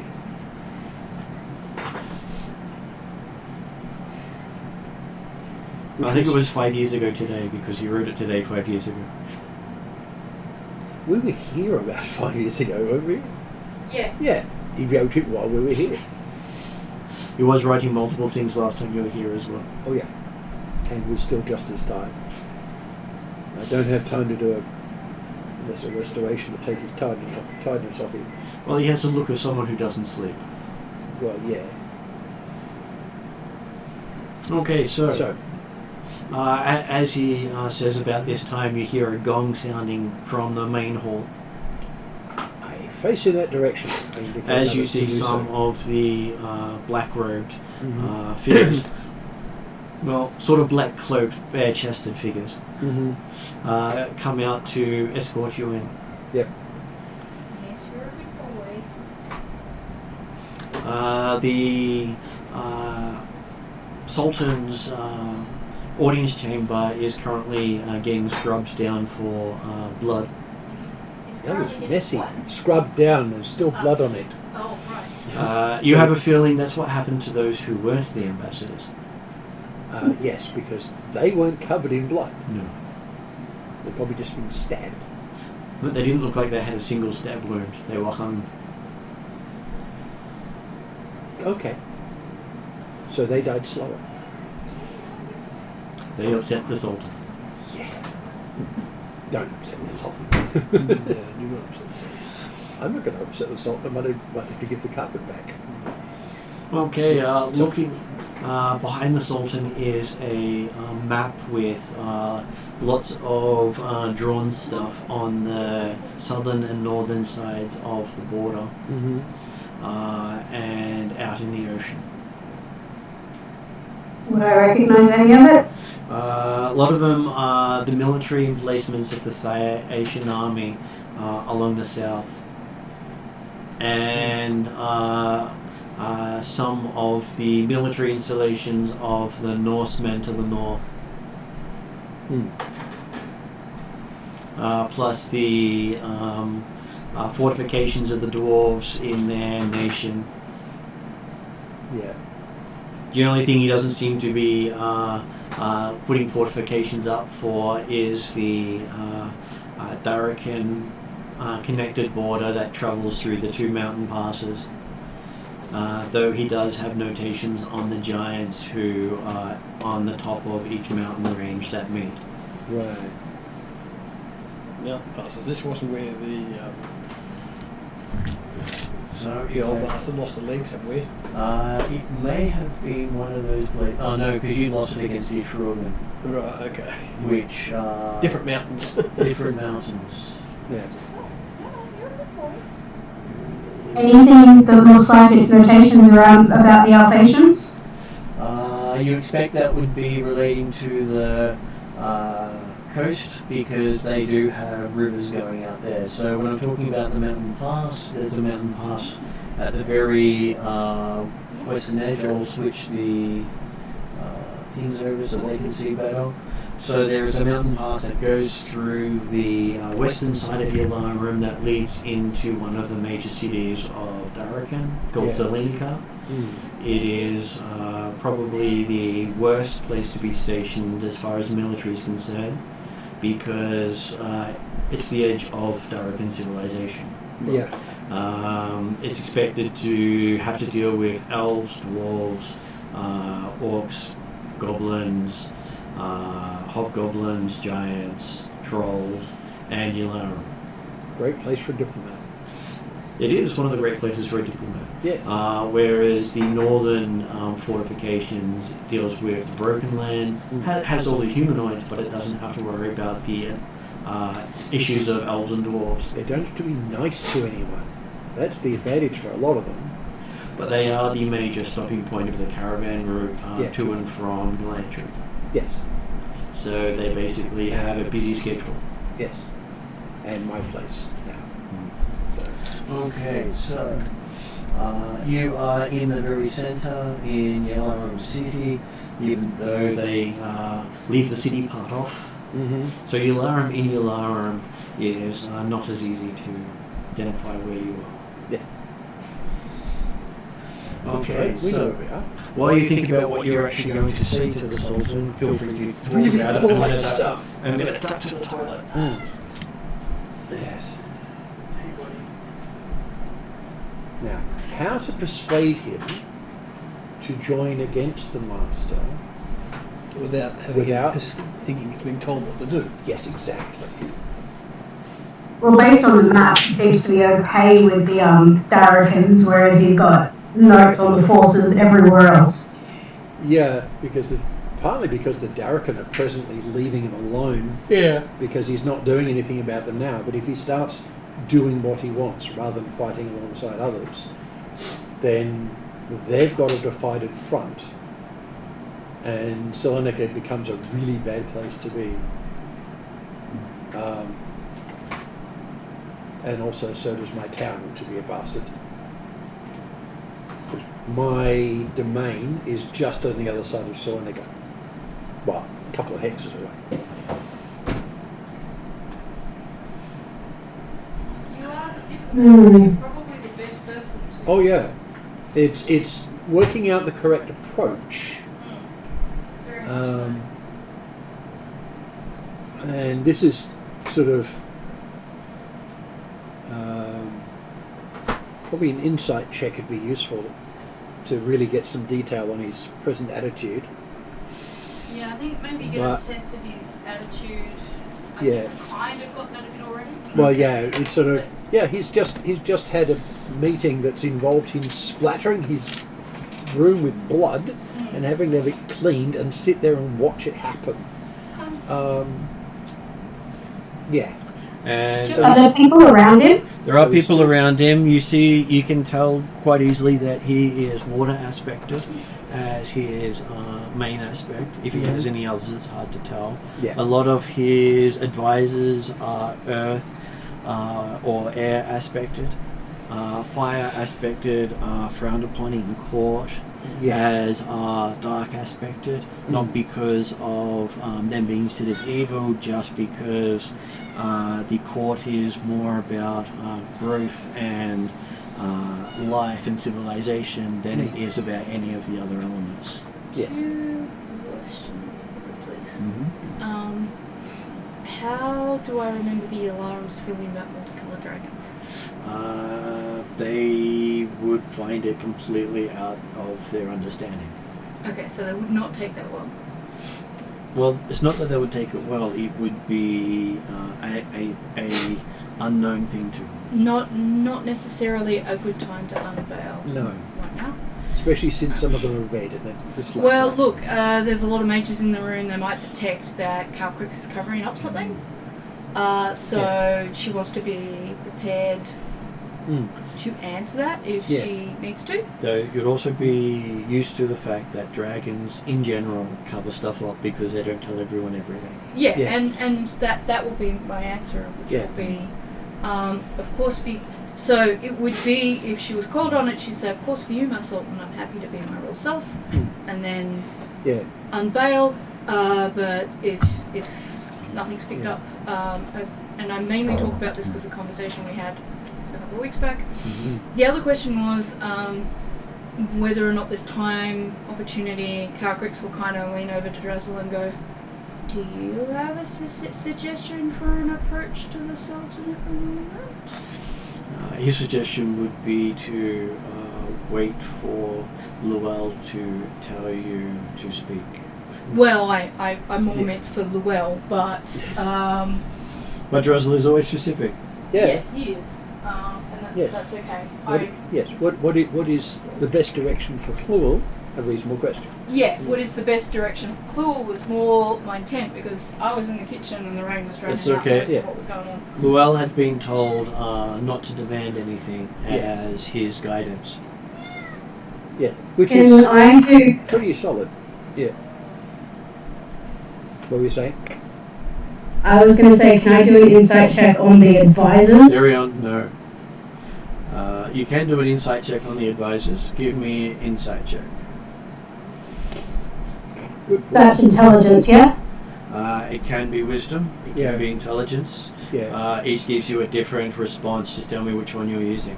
Yeah. We'll say he'll always use intelligence over wisdom at this point. Mm-hmm. I've got proficiency, so 16. 16, okay. Looking at the advisors, you believe that he has the leaders of each of the emirates here, which from the knowledge you have hasn't happened in the last 12 years. This is a significant concentration of power. And normally the advisors are not the his second in commands throughout the nation.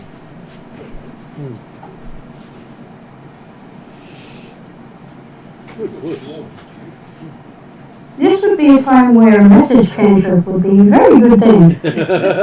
Especially if you can cast it without being visible or audible.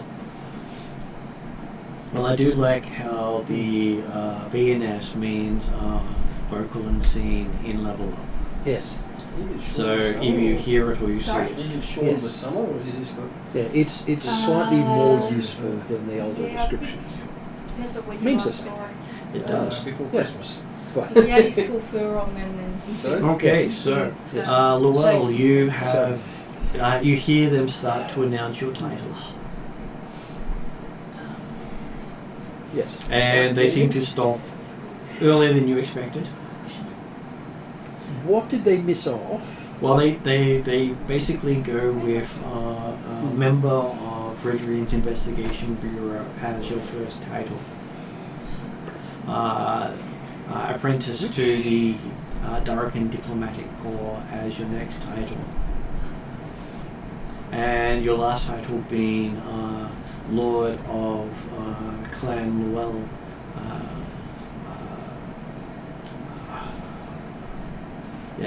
Clan Llewell as being your last title, which you keep thinking of not quite does it justice because the clan was named after you, but you're technically not the eldest in the clan. Well, they're not. I'm not going to worry about quibbles at this point. This is not a time to correct them. But from a etiquette point of view, their version of it is... They're being polite. It is correct from the Elvish perspective. Yes, it's the politeness thing. In fact, the only reason I'm not actually leading the clan is because I'm busy. So, Well, you also have an elder sibling in Yes. the clan. who I was willing to let join the clan, in fact, wanted them there. Which unfortunately means that they have the authority of the leadership while they're alive. Yes, that's right. If we ever come into a fight, I'm going to out-level them. So, Well, hey, Not gonna happen. the elves have the eldest being given the authority. By Okay. sheer fact that if someone's lived for 700 years, they've got to know something. yeah. Yes, if they survive for 700 years and people still like them. Yes. So I'm not going to see anything wrong with that. And I'm definitely not going to correct them for pedantry purposes. I'm a pedant. Cluel isn't.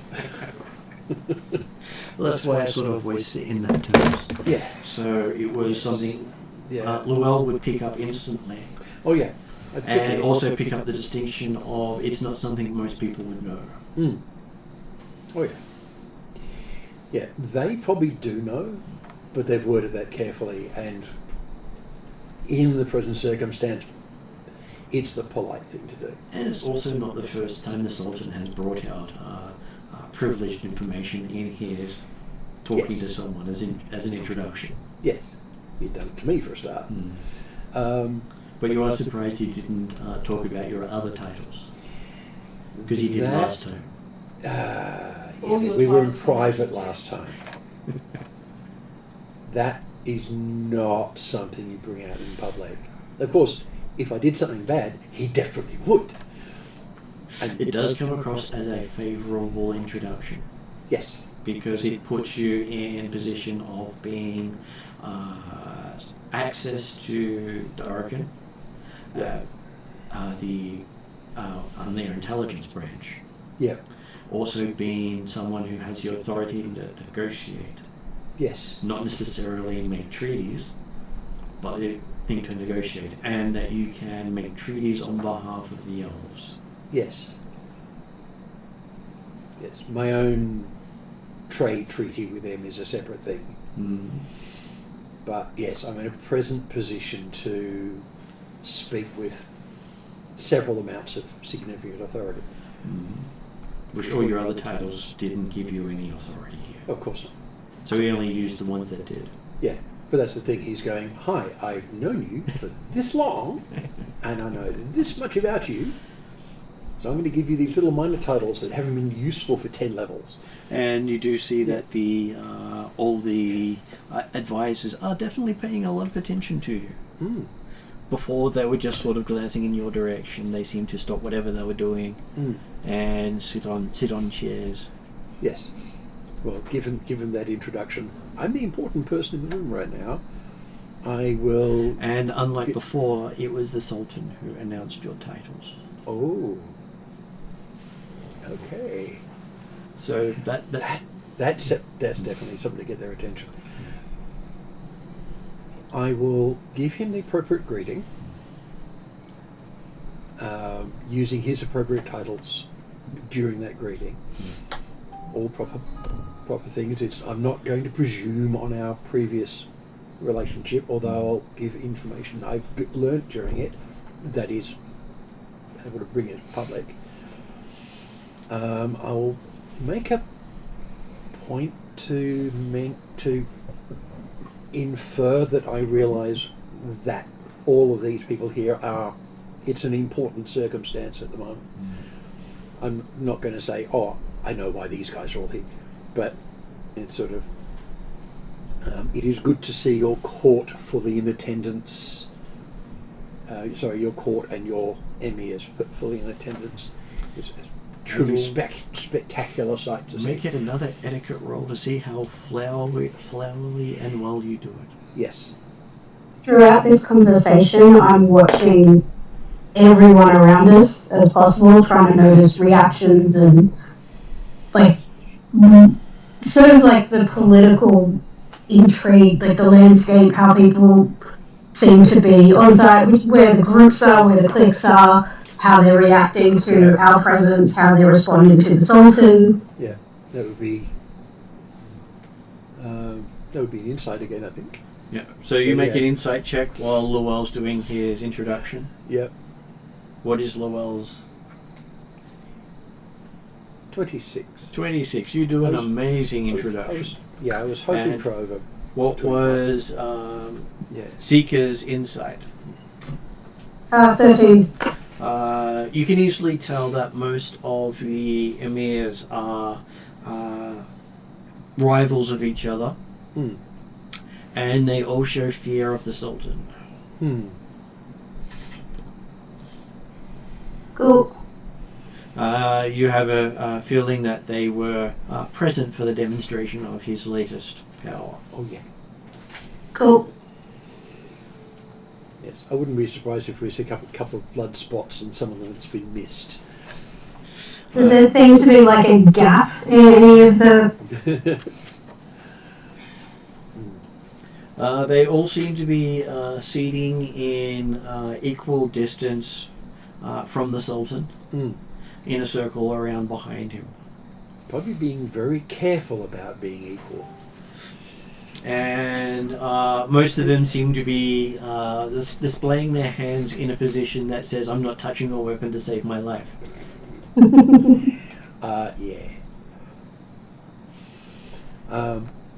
After the introduction, I will say I would like you to meet my companions. Some of them are ones you have not seen before. I will then introduce each person with their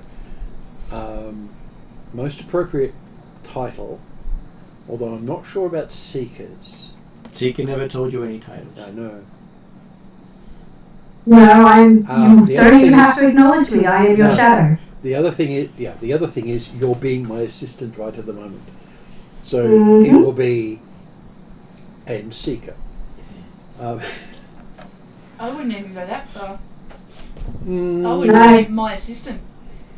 Yep. And you probably do my assistant in reference to Yeah. both Lani and Seeker. yeah. Probably getting away with calling the old bastard your bodyguard if you really want to. Yeah, I was gonna say, other than Lonnie being Yeah. water aspected, she doesn't bring You won't much in terms of political gain. I don't know. He Not spoke yet. the first and the last word. I'm pretty I- sure. You've got a good relationship with the. With the I've Queen never of met People. the Sultan in person, but have, Yeah. I think, good things have been shared, but Yeah. I've never met Yes. him in person, so Yeah. I'm there to look pretty. Yeah. I have told stories. Now I feel like you casting prestidigitation on Lani. You're a just looks paladin. prettier. you No, can I'm do not. whatever you I'm a want. marshal. You're a marshal. Sorry, you were. I was a paladin. Yeah. I changed. But, Right, so So you he's can a still marshal. look. You can still look like one. But Yeah. if he dressed in his army regalia, he would be also respected. Yeah. Yes. Yeah. So he's. This is him, and he's got a title. Yeah. Just as Law and Seeker, diplomat and intelligence their way around the room, Mm. Galcrix is more wary and looking for any signs of the master or the master's people or influence here. Would that be like an arcana check or an insight check? More of an insight check. Would it be insight or perception? It would be insight. I was hoping you'd say perception, but that's okay.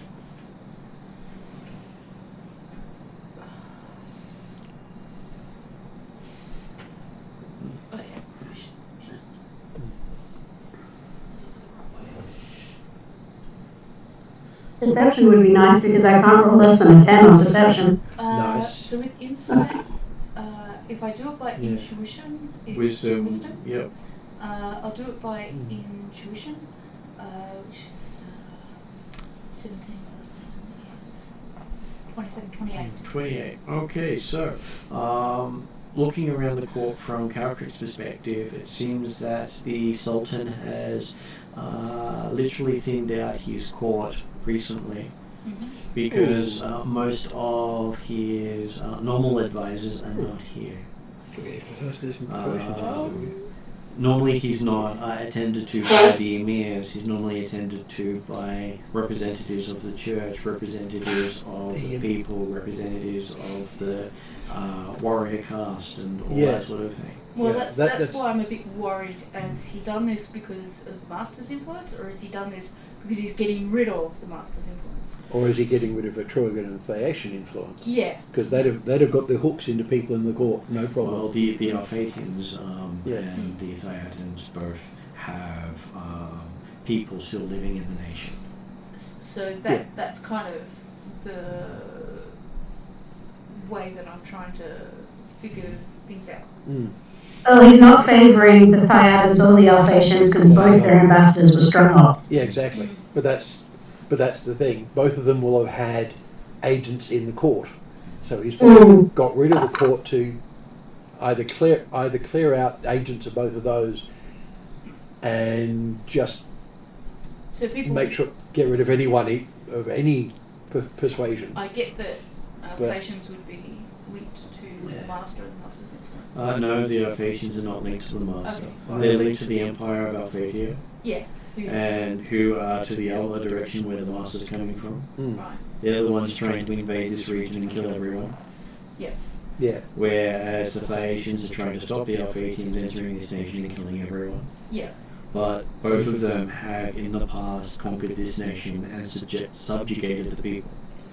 So do I interpret him slaughtering all the other people in the room as a move to neutralise threats just from a personal standing then? Also, intelligence. mm. Okay. So someone's told him.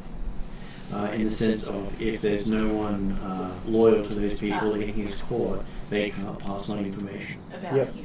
Yeah, okay. But no overt sense to the master. Yeah. If the master was involved in that, he's probably gone too. Mm. Okay. Because the Saltan himself has quite the hard line. Yeah. Yeah. He bows to no man. He is basically part of the belief of the kingdom here. Yeah. It's fortunate And for us he then. embodies it. Because the master will make him bow. Yep. Yeah. So he's from his point of view. Well, sorry, what he's done in private may have been telling the emirs, "You will serve me in my court because you're the only ones I don't distrust enough to do that to. Don't prove me wrong." Yeah. Or the thing of if you fuck up, that's going to happen to you and your family. Well, yeah. And of course, if any of them does do something, the guys on either side will do him in. Because they're more afraid of the Sultan than they are of each other. Yes. Okay, so he does, after your address, ask, for what purpose do you come? Because they are currently in discussions of war. As is abundantly apparent. Very impressive, I must say. He's not here to impress, he's acting. No. But if I were opposing you, I would be very impressed. If you're opposing him, you would be dead, he says. Well, of course. My object, however, is the opposite. Not to ask you to join us if you don't wish to. However, the master is a threat to all. You see him sort of spit off to the side in disgust at the name of the master. And I notice any reaction on the Emirates at the mention of the master. As soon as you see the Sultan spit off to the side in disgust at the name, you see all the Emirates quickly follow suit, even if they weren't going to. Yes. So we eventually drowned in spit. Yes. Basically because you would probably easily gather that with the Sultan being water aspected, you believe the master is either fire or dark or both. Yes. He's definitely fire, because he's been supported by Ixion, amongst other gods. No, you don't believe Ixion's supporting the master. Oh, don't you? No, it's you one of believe these- it's at Santiotl. Oh, sorry, wrong Yeah. one. Wrong one. The corrupt. Yeah. Yep. Sorry. Yes. Yeah. Ixion's the... So not The fire. only automated fire association is the fact that he's from a desert land. Yeah. Sorry, my And brain. most desert people are fire oriented. Yeah. My brain had two choices and picked the wrong one. This No, is that's all right. It happens. That's why So repeat the god behind the master. it's believed to be at Santiotl. No guarantee, but you have a few reliable sources saying that it is at Santiotl, namely the goddess Nyx. Mm. So, and yes, from a different perspective, yeah, again, you all need the specific diametrically opposed to Atruaghin. Yes. Cool. Okay. To the extent history bit, Atruaghin is the cause of. Sorry, Azantiotl is the reason why Atruaghin has had. Was it 4 peoples? 3 peoples. 3 peoples. And if the Atruaghin take the Yeah. field before the master crosses the lake, it will be 4. Yeah. Azantiotl has basically consumed 2 entire peoples of Atruaghin's, including the people that he was born into. This will be a reason why Ylaruam wants to join us. Yeah, basically, you killed my clan, then you killed my clan again. Now you're coming after my present clan at the god level. Atruaghin doesn't like him much. And he's Neither does specifically Nyx, aimed at thankfully. Atruaghin because he's not done that to anyone else. And that's because So- the Atruaghin, Atruaghin people were from the culture that Azantiotl had Yes. adopted, Yeah. And he could corrupt that culture better than any other. Yeah. So for him, it was candy to a baby. Yeah. I know these people best. I will destroy them best. Oh, this is how I corrupt them every time. Yep. Well, Carabrix is about to tell him that he's going to need a dentist. He's losing all his teeth. Yeah, we'll get there. A few more levels yet. Okay, So, yes.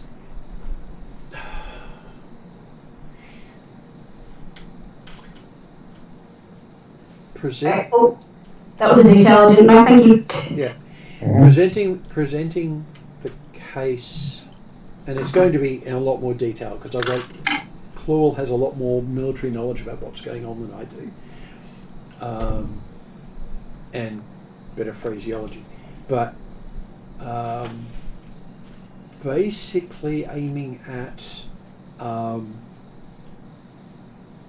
if you go your own way and don't fight alongside the others, at no point will you have anyone in charge of you. That's not what we're going to do. If you go your own way, the Master will finish us off because our effort will be diluted because of having to deal with you. And then he will come for you anyway. Putting that politely. He does say that the Master is destined to either wipe the elves out or fall in the battle. I'm aiming to be there for the second one. But either way, the Master will not come this far. He wipes out all the people you trade with. Yes. The additional loss of life for the extra people that he slaughters. He has no fear of the Master reaching Ylaruam because prophecy does not give him this land. So, this is as a player to lure. Another angle could be, does he want the Master to do what the Alphatians and the Zyadans did to Ylaruam, or is he willing to stand against such people like that?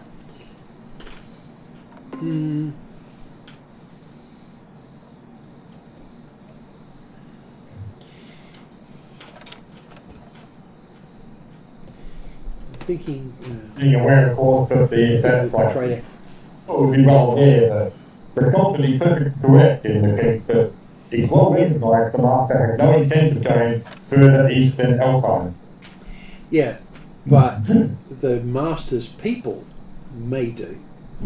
Well, they got back on the fact that the reason they're going further east than Alpine is because the whole effectively is still well anyway. Yeah. The other thing is, that particular prophecy, is that commonly known anywhere? Did I know that? No. But considering these guys specialize in water magic, which include prophecy. Yeah.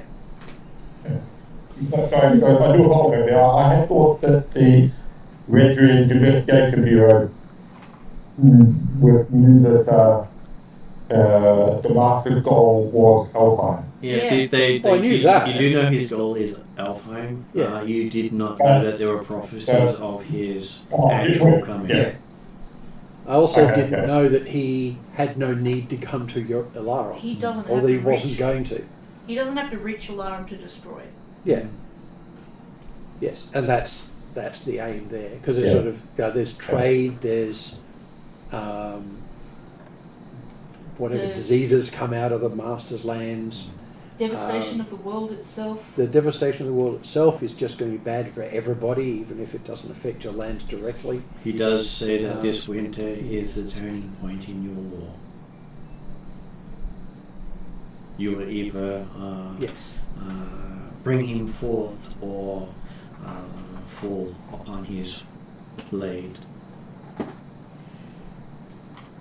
Considering I knew I was coming to Ylaruam, considering the instruction I was giving my Satoshi, would I have, and the likelihood that we had some sort of connections in Ylaruam government, would I have any information that might help It would be hard pressed to come up with what would sway the Sultan because people who have his ear don't talk about it. Yeah. Having met Okay. Saltan before, would I have some idea of? He hasn't had any aggressive move or show of force against you, specifically. Mm. So you would feel that you're still in favourable contact with him. Yeah. As he's talking with you, not making demands or threats. I meant more in the case of in helping Lure persuade Yeah. the Sultan to.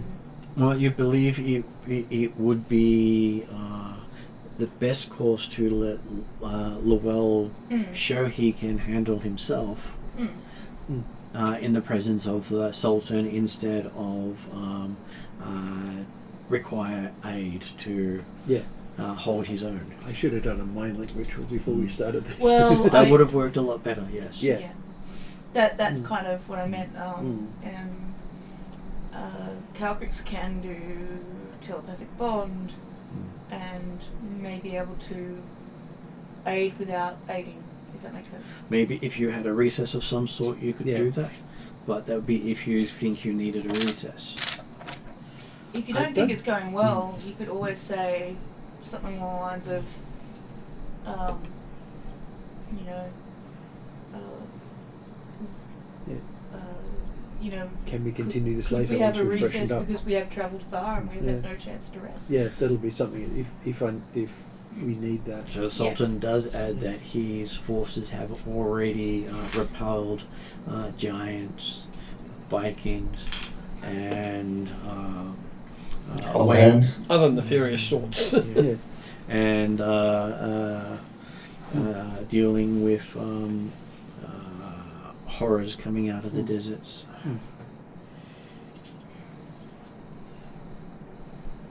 I congratulate him on job well done.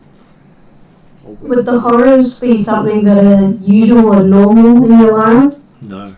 Normally, the horrors of the desert are suppressed by dragonkind. So that's something to note. Mm-hmm. It is something of note. It's normally legend and folk tales of horrors in the desert. Yeah. Never spoken of in public. Part of that will be because the dragons are currently in the Worm's Teeth Mountains arguing about having a war of their own. And those dragons that aren't and have decided to step back from that are working towards helping Darrakan. So that is information that Lul does know. Yeah. And you could say, well, even Dragonkind has come to Darrakan's aid. Yeah, that's true.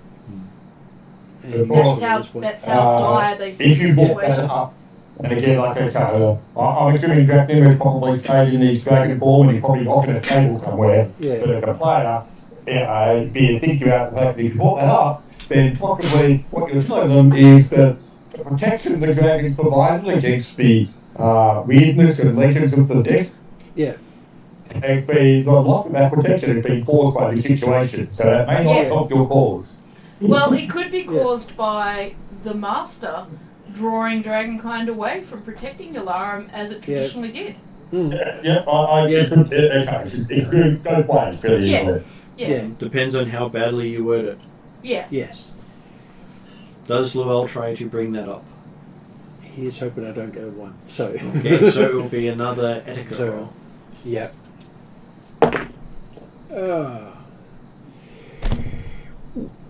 Nice round number. 30. 30. Okay, so yes, you do word it in You got a such a reasonable- way that the Sultan does congratulate you on your skillful words. Doesn't necessarily believe them, but he thinks they're skillful. Well, skillful means persuasive. But he does know that the dragons are divided. And And been, they are busily quarrelling amongst themselves. Yes, and they've been made so, as far as I can determine, by allies of the Master. He does not believe the Master's people are involved. That's a worry. The immortal behind him, on the other hand, as far as The I know, gods he are did- different and the gods be crazy. Yes, and that's the gods be hard to deal with. We have to do what we can. Well, amongst his people, they always say don't trust the fire gods. Or those of darkness. Good thing Calcrix is white. Because the fire gods Fickle. no, they have already wrought much damage to this world. Wiped out Yes. civilizations. Yes. Ixion's one of the patrons of the elves, and he's been destroying them. Yeah, fire gods be crazy. Ixion has wiped out 2 core civilizations of the setting, Mm-hmm. including gods the like land to do that you're that. currently in. Yeah. Okay. As I said, Okay. they be fickle. Yes. How the hell did Chevelle survive here? He was a paladin. Yeah, Mm-hmm.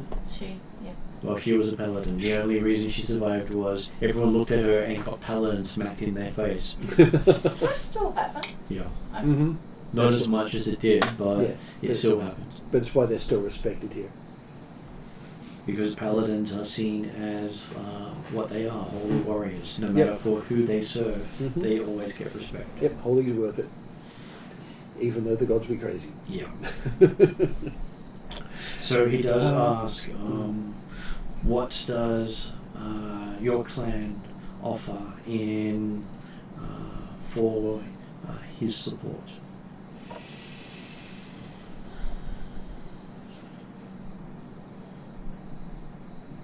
Because it is you representing your nation, not your, not the words of the nation you're speaking. I wish I could Yes. give you my +2 dexterity, +1 charisma, and my +1 intelligence, but I've got a blister. he's only ever let me use his t-shirt once. I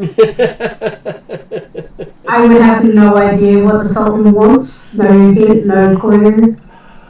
No, because very rarely does he ever ask for anything, because he generally gets whatever he desires. Yeah.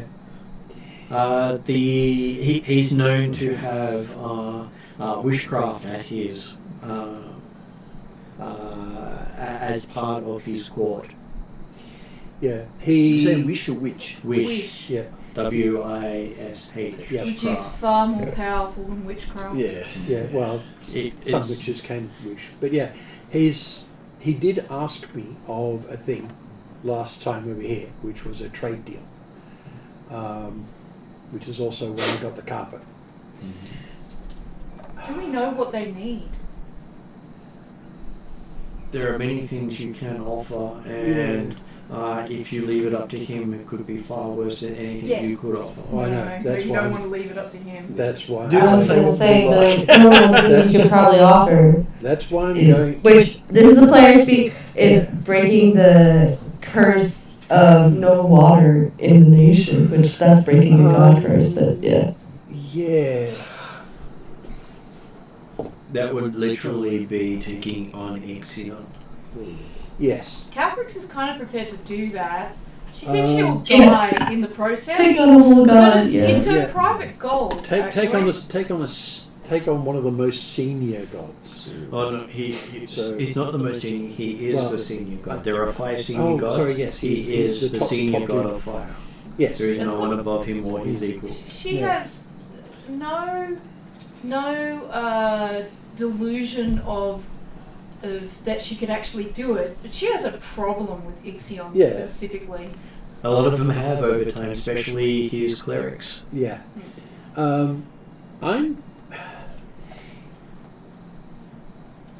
He's not just asking for what I want. He's asking what you're offering. I know. Or at least, he's not asking for what I want to give. I think there's more than that. I'm going to try for an insight and a history. Or Okay. can I do that as a single roll? You could probably Because do honest- both. You can probably do both roles, and then if you do well on both, get something different than if you only get well on one. Because it is two different disciplines. What's your insight? Insight was pretty ordinary. I got all the way up to 18. Not as helpful. What's You your need history? fortunate feet. History is much better. It's not going to be legend, so I'm not going to get that. Yeah. It's better. That's 27. Okay, so the big thing you know of the Ylaruam people is called the Dream of the Desert Garden. What is And that is about restoring life to the land and growing things. You may be able to get the word of some of the elven nobles who have access to such magic. Especially since with the Shadow Elves... Only the Alfheim nobles or the Wendarian nobles have that power. None of the commoners get access to it. And you do have the ear of nobles. I do have the ear of the nobles who've stayed behind. If you can convince a clan to settle in Ylaruam, they could literally change the ecosystem around them, even if it's only a small little spot. Yeah, without pissing Ixion off too much. Well, it would piss Ixion off. I know, but, he's not going to fireball them. Calprix wishes she was an elf. They would have some of the protection of one of his subordinates. Yes. And given what's going on with the Shadow Elves, it shouldn't be too hard to persuade some of the nobles to set up their own. They are elven already realm splitting here. in different directions. Oh, Some of yeah. them are going to I know. Karamikos, some of them are going to Windar. Yeah, and it's persuading some of them to come here. Particularly Which is since probably not what they're going to think of first. No, well, that's the thing, and that's it's. Would I have any insight into a clan that might be willing to do that? You probably do. the hardest part is from the your character's perspective. You don't want to give any advice on that. You don't want it to happen. Like, Okay. just a thought as a player. The master is prophesies never to come to Ylaruam. Bring a tree of life to Ylaruam. That was part of the reasoning behind it. Yeah. Is the master won't reach this far. Yeah. It's actually in a prophecy. So bring that. Look, there's your argument for moving Yeah. a clan. Yes. And it's probably closer to the forest than most of the other Yes. places. Oh yeah, it is quite close. Salonika's not that far off, and that's a good place for lots of LV type things. And people who We like saw the well at the cities. World Tree. Yeah. If the World Tree burns or dies or is destroyed, does that wipe out all elves, no matter where they are? No, the world tree, while it was a parent tree, does not feed the trees of life. Yeah. They're linked. Sorry, they're connected but not linked. So yeah, the world tree going isn't going to harm the And elves. it's also impossible Yeah. to destroy the world tree without rupturing the universe. Yeah. Because it's connecting every world. Atlantiotl would be right into that. Oh, he wouldn't be able to achieve that. That's No, beyond but he'd be him. right into it. He'd aim for it. Thanatos could. Yeah, let's not do that. So there's... I know the area pretty well, having been along it. I will make that as a... Sorry, I'll make a... I'll think for a few moments to compose myself, to word this properly, and I'll make a proposal that we do that, persuade some of the remaining nobles that have not yet left Alfheim, but are still planning on basically running away from the Shadow Elves, to come here and make a new land in Ylaruam and bring water and life and fertility to at least part of Ylaruam, and add the possibility Make sure of you don't guarantee how much. no, it's a promise of an attempt to persuade others that are not presently here. I can go no more than that. Well, in all honesty, yeah. Yeah, I will dangle the possibility of helping to anchor the life and fertility in Ylaruam for elves by there may be a possibility of having one of the trees of life here as well. Because they're losing Alfheim. They need somewhere for the trees to live. Okay, So I'll put things that way. from his perspective, he is happy to accept a colony of elves in the middle of the desert, basically where there's currently no life. Yeah, that's sort of what I was aiming for. Sort of, I don't want some of the stuff that's already green. I want to put another green spot on there. And the Great Salt Basin is one of those regions. So you also, Calcrix does know that there is the Dragon Water City is located in the Great Salt Basin. It's Is that useful not, to us or not? Yes. Because it actually still sits on the River Nithia. It's somewhere where the elves might be attracted to go because there are also Because the dragons River there. Nithia runs underground. Which means they may be able to bring some of it to Yeah. the surface. Water dragons specifically There are there. Yeah, well, water dragons plus elves with, Plus, and possibly a tree of life. There are a river. there's a lot of nice synergies going with that particular circumstance. So I'll aim at that. And you think you could probably convince the elves to plant it in the Dragon City? That would be really good for defending it too. And the dragons would like it. Calcrix is helpful in that process. Yeah. She would Yeah, assist in that. even by just nodding. But Yeah, no, I Yeah. won't. yeah, I'm not gonna take away from your power in any way. no, yeah. But an assist is an assist. Okay, so Yeah. he does So- say that he is willing to dedicate some forces in your defense.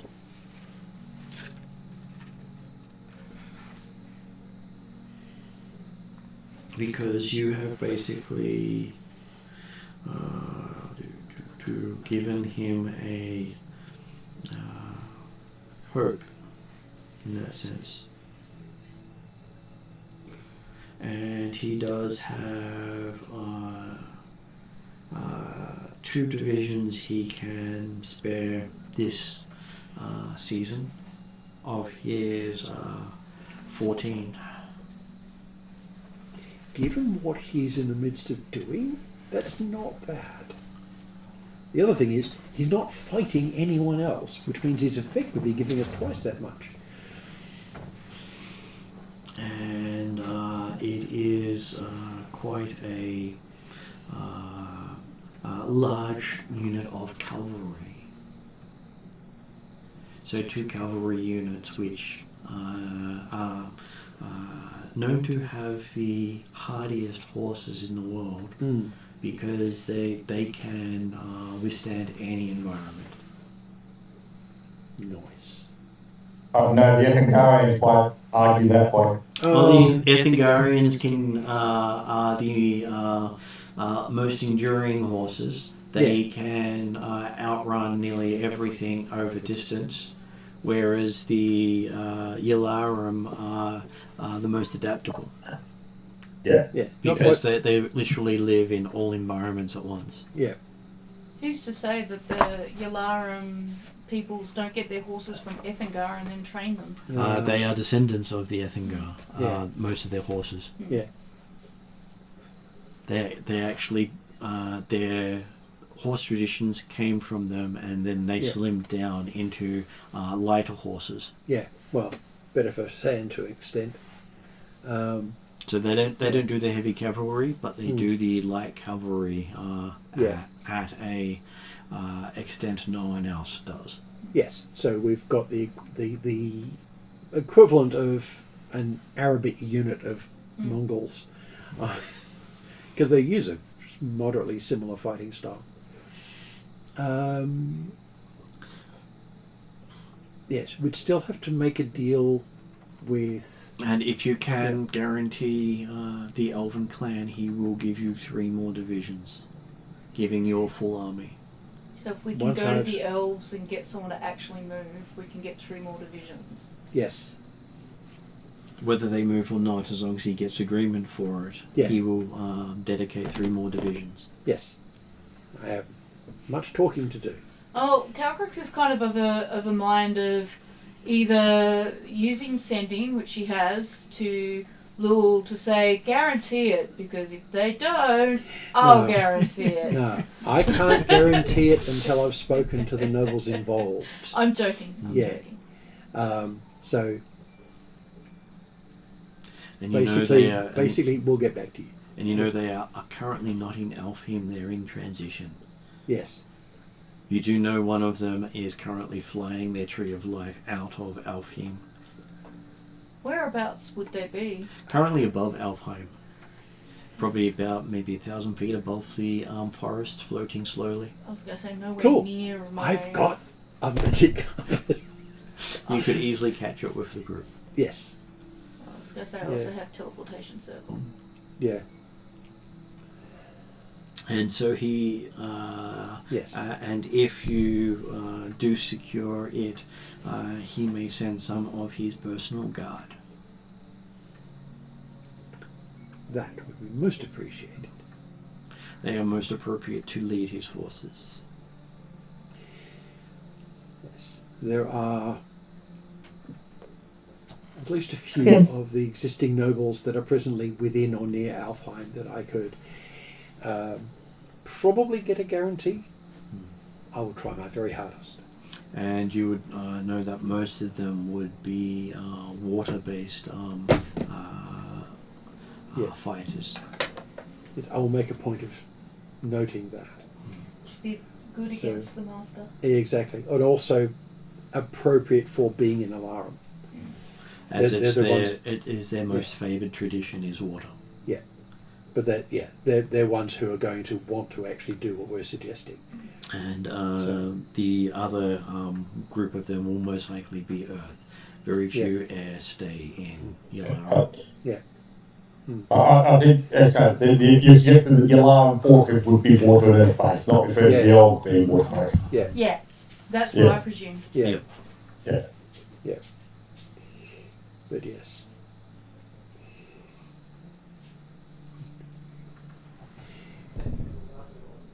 Now,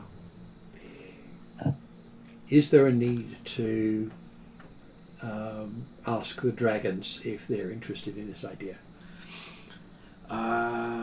From his perspective, he doesn't. He's not involved in that. From your perspective, Calcrick's asking could be problematic. Yeah. Because Calcrick's asking would be requiring Calcrick's to actually stand in their parliament. But Calcrix does know people, right? You do know lots of people who could ask on your behalf. Yeah. Including Drezel. Yeah. We all know Drezel, and that's who I was going to suggest. Yeah. And being a dragonologist, I'd think of that too. Whereas, you know Drezel, he doesn't ask, he just tells. I would be asking Drezel if he's able to ask them. Yes. Well, just basically, hi, could you politely inform them that we're about to make these offer to these elves? Do you mind? Do you want them in your area? Do you mind? Put it how you like. And he probably would. Yes. And I'll take it from him because it's Drezel. I don't know if you guys know just how close Calcrix is to swapping stick-figured message drawings with Drezel. But she's restraining herself. Yes. So yes, you have been given the authority to leave with 2 of his divisions. And the fact that he literally has only 5 armies in total, the potential to travel with 1 of his armies is a big thing. Yeah. Yes, it is a pretty good chunk. And of course, that sort of thing that encourages neighbours, but hey, Yep. Ylaruam send 20% of their forces. They're not likely to be invading neighbours with. Yes. We've got 20%, and if we can get promise from a couple of people to do this, we'll get some more. He does also Well, say... I was saying 20% is one of their 5 armies. Yeah. Like, you get the whole 5 divisions. Yeah. And he has already amassed all his troops, which means he's at wartime standing, which means probably half his population is already standing in a unit. Yeah. Which would explain why there's no thieves on the street. Yeah. They're all in armour. They're all in the army. Yes. Hi, you're a scout. Okay. It's, You have a choice. You can become a scout, or you can become a motivated scout. Or you could be splattered all over the walls of the Sultan's palace. It also then means that the quality of the army may not be quite the reputation. Yeah, but the leaders are still bloody good. Most armies operate on their leadership rather than on their people. Yeah, but things like the various peoples on their other borders, basic troops are perfectly fine for most of those. Yeah, and the shoal force is enough to stop most people thinking they're vulnerable. Yeah, because, well, they're pretty obviously not. Yeah. I was going to So, say... Oh, sorry. Yeah, sorry.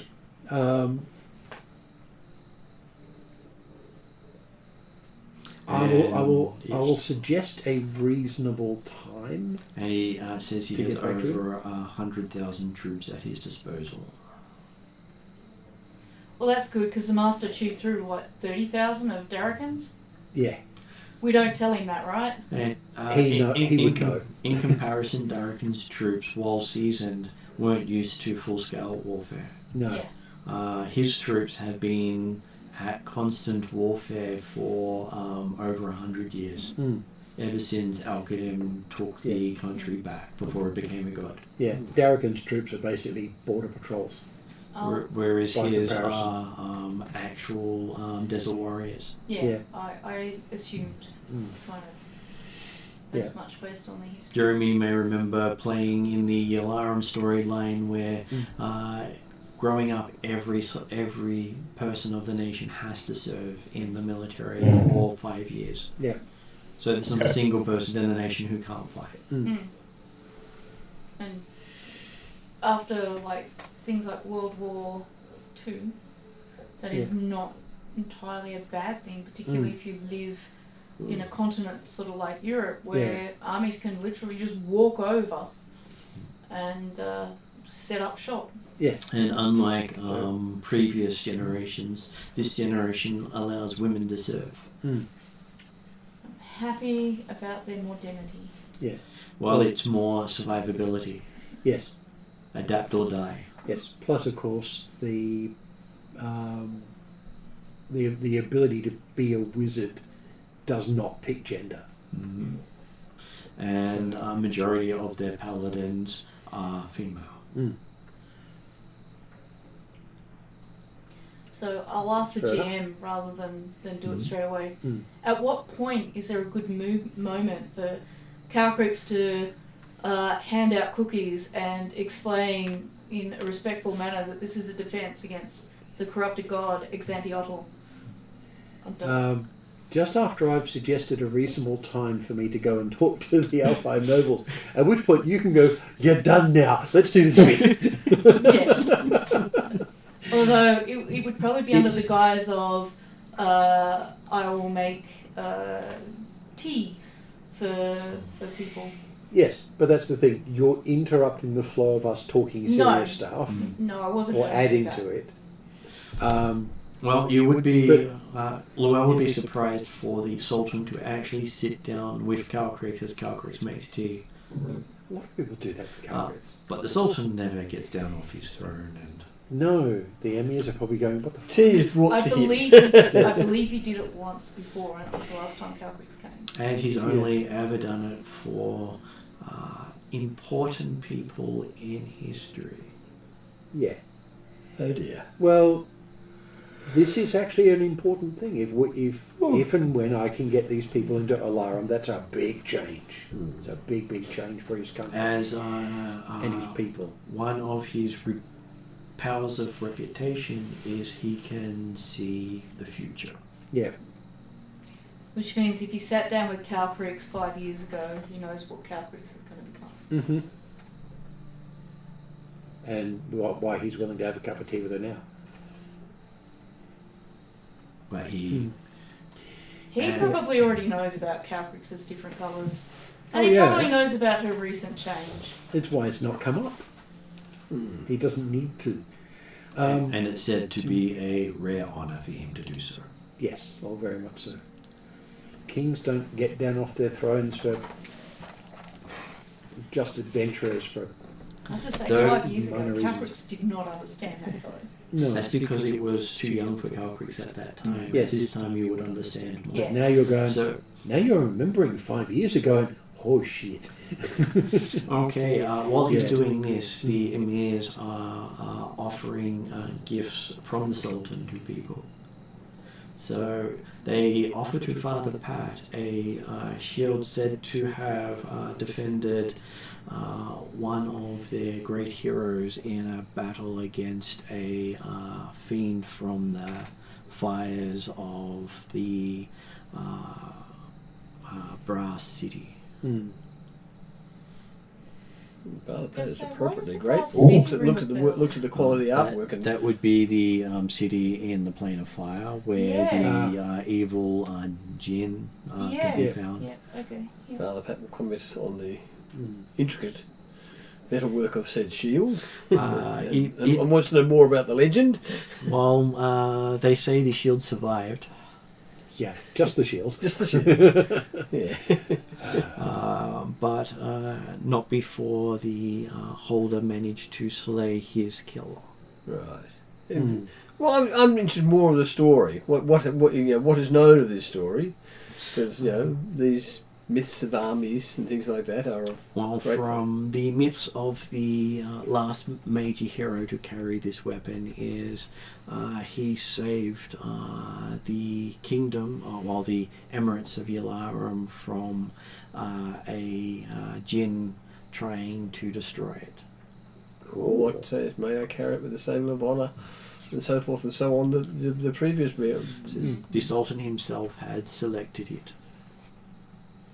as a gift for Father for Pat. Father Pat. No, I bow to the Sultan and take it with much gratitude. It looks to be silvery gold. You do not recognise the metal. Right. It's not an alloy you're used to.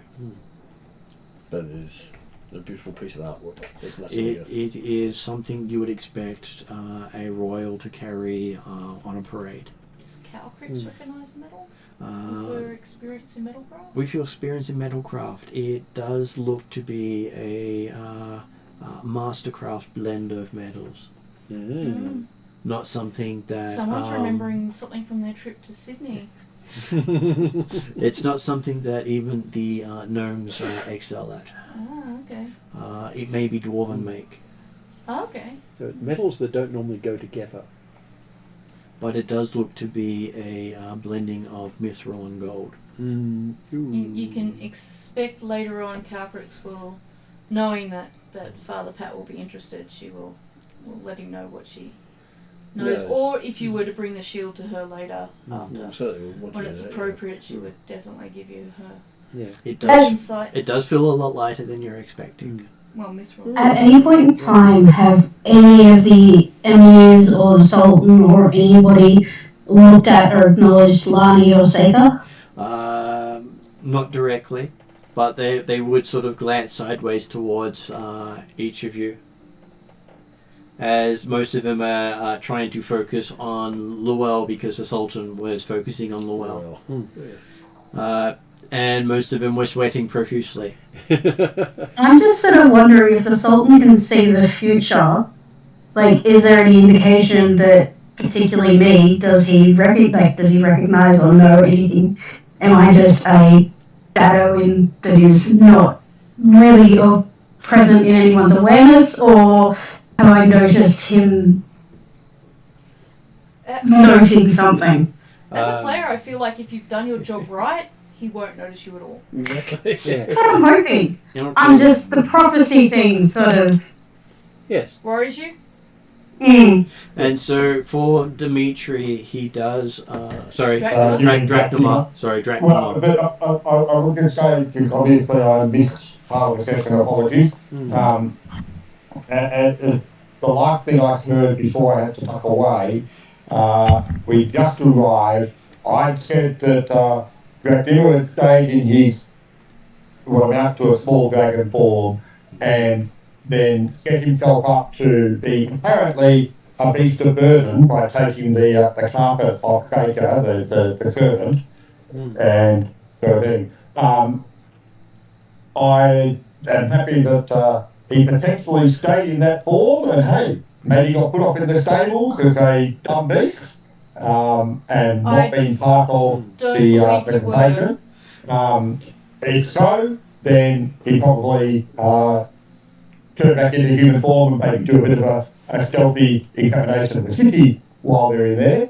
But you ended up. Obviously, he wouldn't be part of the party for getting a gift, but if it was appropriate that he announce himself in some way, then that's fine too. He found himself still not taken off to the stables, but taken with the others into the court, even if he was trying to pretend to be a beast of burden. Mm-hmm. Oh, okay. Yeah, that you were seen through. Technically, I'm pretty sure the Sultan knows who everybody in the room is. And that's fine, but obviously it's sort of thing. I just like, if we had arrived on horses, presumably the horses wouldn't have been brought into the court. No. And that's my concern. Does he know who I am? To be complimentary to the real Jeremy, you were so stealthy, I didn't realise you were gone. Mm-hmm. But unfortunately, Dracnema wasn't that skilled. Yes. Yeah. Okay, so he has been given something from one of the emirs, even though he was trying to pretend to be a dumb animal. It's called a bridle. He's the sort of thing that if they put Big ball up. a small dragon into the court, then he will. Calrix is He offended. will certainly not necessarily be a dumb animal, because obviously dragons aren't dumb, no matter what type they are. Yeah, Calrix is a little bit offended at that term. Mm-hmm. So therefore, he will remain in dragon form the whole time and not be. Yeah. Calrix likewise didn't speak until the very end, where she offered tea as per her tradition with the Sultan. So the emir does offer Dracnema a headrest that looks familiar. It is a very old Atruaghin headrest. Ooh.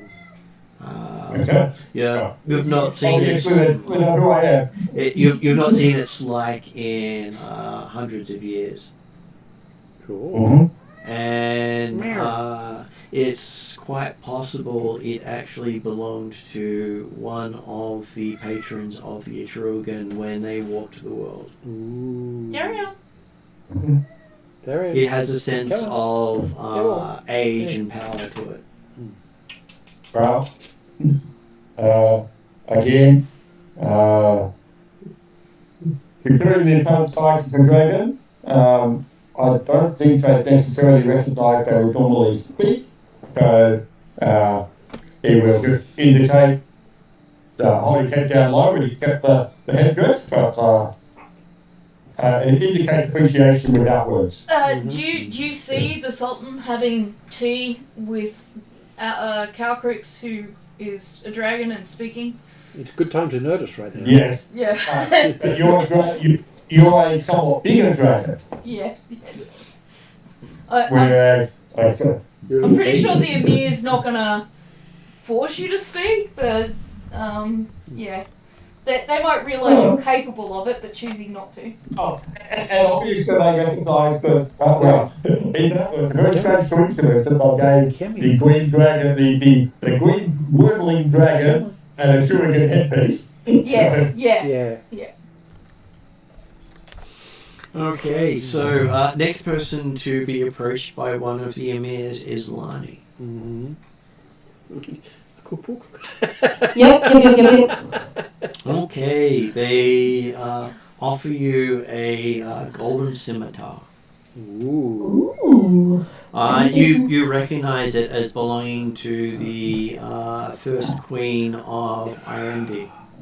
Oh. Ooh, Oh, fancy. you got a thing. The first coin of the Erendi, Yeah. not Erendi. The Erendi. Oh, the Erendi, yeah. So Frying very pan old. gives a maximum minimum. I show great appreciation and reverence to the Sultan.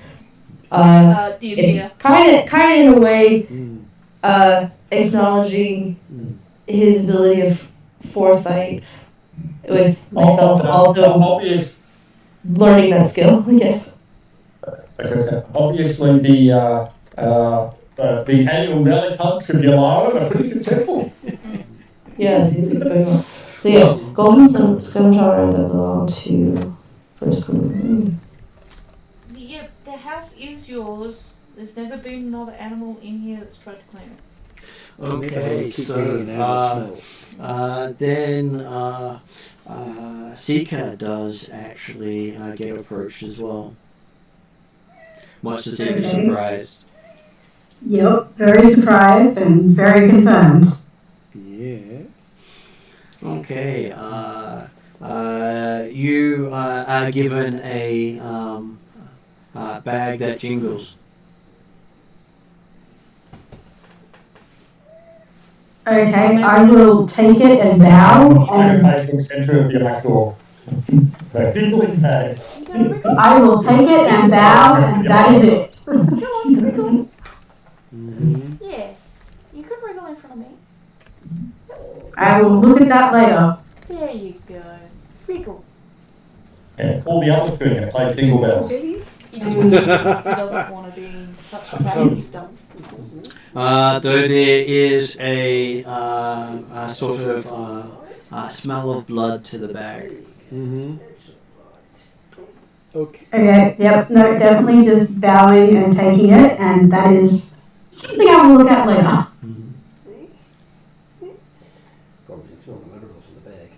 Oh, he doesn't mind that. And after Calcrix finishes her tea ceremony, the Sultan himself pulls out a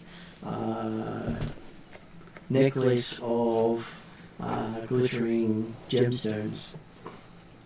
Pretty. She doesn't say that out loud though. It is like a rainbow going through the necklace. Very nice. You've not seen its like before. Catholics will very reverently accept the necklace with a deep bow. In return, she will produce something that she promised the Sultan she would bring back next time she came. Mm-hmm. And she says, I was successful in finally breeding my being that creates healing, my sapling that creates healing. And she gives him a little sack of the sapling, and then she also gives him seedlings so that he may plant some more, and a little finely bound journal book that explains how to plant and produce it in this climate. And the book is threaded with various metals that Calcrix has acquired in her travels from all the lands that she's been to. But in particular, there's some threads in there that if the Sultan understands, and he probably does, Calcrix's ventures, he will recognise pulled from one of the feathers she got from the Titan that Drachnima defeated, where she and Eep were able to scoop up scattered bits and pieces and squirrel them away in her bag of materials from which to craft things. Well, he does tell you that the necklace he has given you, each stone was donated by one of the dragon rulers over the last 200 years, he says. So not the ones that Calcrix killed off by stealing her own eggs with Drazzle. One of the ones that lives currently today. Many of them would live currently today. Yeah. But it is a gift of authority. She will immediately put it on because she feels that that's appropriate. You can't put such a gift in a bag or anywhere. Well, you do see it shimmer and glow as Calcrix wears it. Shiny. And Does she stay her white? white colour changes to a glistening silver. Ooh. Just glistening silver? Good. That's fine. I'm good. I'm good with that.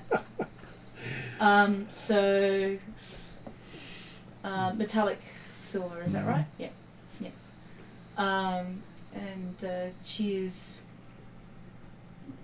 struck rarely wordless, speechless, which I'm pretty sure the Sultan will be amused at because it almost never happens. And lastly, Llewell is presented with a scroll. Ooh. Scrolly booky wordy things. It is an alliance agreement between Ylaruam and Clan Llewell, stating he will provide military aid. Looks like it had been written quite a long time ago. Yes, just after I was last here, right? No, It had been written before then. probably before then. Well, he would have written both of them at the same time. Just give me one of them first, because he'd know about both of them. Well, but you want the angles out of these if you've seen the yeah. Mm. Yeah, he'd have gone to one of his scribes and gone, actually probably Drazzle, and say, write both of these. Well, there's a good chance he's written more than that, and this was one of the outcomes. Yeah. Because those who look in the future see more than one path. Can't prepare for every path, but you can prepare for the ones you want to happen. Yes. Yes. Because you're too busy preparing to avoid the other ones. And you think your gift is probably the most important one given. Oh, of course. Oh, yeah. The others are personal gifts. And yours is technically a personal gift as well. Technically. As head of a clan, technically it's a personal gift. Yeah. Yeah. Plus, this has significant political considerations given what I'm about to try and persuade a bunch of nobles to do. Well, it means that your clan now has more authority in the Elven court than most of the others. Yes, because I have a direct alliance with Ylaruam. And the others, they're basically giving up political power. Yeah. So they're not going to worry about it too much. Plus, of course, I have to go and talk to the leaders of Selenica. Although I'm going to let the Sultan talk to them first. Because I'll be doing things from my point of view through there. Plus, of course, I've got to go home at some point soon. And Been for away for too long. Rihanna's perspective, when she does look in the bag, she'll find all the personal items of the Tyranny ambassador and his cronies in the bag. Okay, so you got a good bunch of magic items and loot. Well, not really magical items, just No. all the No, right. Just the identifying materials and paperwork. The gadgets. Yeah, and it work. is a threat and I know who you are. Yeah. But well, it's all that stuff you did manage to collect when you went rippling through. Yes. It would also indicate the Sultan's secret build-up of forces that Yeah. wasn't advertised anywhere. Yes. And the fact that his forces are already built up means the information is worthless. Well done Yes. to Lure for getting the alliance. Yeah. But he does come at a big cost. Oh, they always do. Yes. And if you can convince the elves to come, it will cost the elves greatly. But the long-term gain Is what is you'd be aiming worth for. the cost. And is the Calcrix whole will thing. give you every aid that she Yes. can. Yeah. She wants to see more life here. She's spent Yes. a lot of time. Plus, to an extent, this gives recompense for old history. And considering the Dragon City is currently evacuated, occupying it doesn't particularly offend anyone until after the war. At which point we can apologise and say, let's I was join going up. to say, we've travelled through a few of the temples. Yeah. But the city in Ylaruam was only occupied until the dragons left. Yeah, yeah, that's right. Yeah. So Because it was here when the river was on the surface, and it was in the river. Yeah, it was quite some time ago. So this would be It's a always good, easier to need permission. yes. this would be a good point for us to say, do you have anything you want to add and enter into the recording before we finish up for the night? Not for me, Calcrix thank had you. something she wanted to do with the Friday group that she doesn't necessarily want the Friday group to do, but she has to roleplay. She doesn't want the Friday group to necessarily... It's not like secrets and squirrel things, it's what I discussed with you. She wants to cast Legend Lore on Zal's arrows, or don't I? I don't think I will- can do that anymore. I will say, very good work, everybody. Yes, sorry. Playing your parts and And it could have been a bloodbath, oh, literally, because he was not in a helpful mood if No. he didn't get what he needed. yes, I was reasonably careful to. So from Push for the Sultan side of you, he has a very thin future to walk if he wants to live. Yeah. And if he dies, his people die. Yes, Would we be picking up after a long rest, like the next day? I would probably pick up at that point, yes. yeah, Because you'd be given Oh. leave to retire. yeah. Because at this point is right now. Bug off, go and clean up. We'll have dinner. Exactly, and I think I'm going to do exactly that. Yeah, alright, well, Seeker would take some time at some point to report everything back to Satoshi, Yeah. as he's basically her handler, including the unusual movements in Ylaruam of what we think it is, the agreement between Lowell and the Sultan, the death of the Thayatan ambassador, just checking that they know about it. They would be shocked And, because they had been trying to get word to him for less than a month. Mm-hmm. And the It gift happens. that she got from the Sultan and what that seems to imply. Yes. Basically, that he And- would know who you are. Yeah. So she contacts through sending Satoshi probably a couple of sending rituals Yeah. and asks for further instruction. I believe the instruction would most likely be along the lines of don't die, because it seems that the Sultan no longer wants to hide what he's doing. Because he doesn't need to. But when the ambassador was killed, he probably wanted nothing to get out. A reason to kill everybody in the room. Okay, so I'm going to So go put it to rather end than credits. keep people Yeah. late, But if he knew I was coming, then the fact that the ambassador was strung up, he knew it was going to come out. we might run that after people go. Yeah. Um, But it run was Yeah. all. 2 spells. But I also want to just put a note placeholder that I will also have a conversation with Nix. Yep. And I'm going to. time. And I'm going to.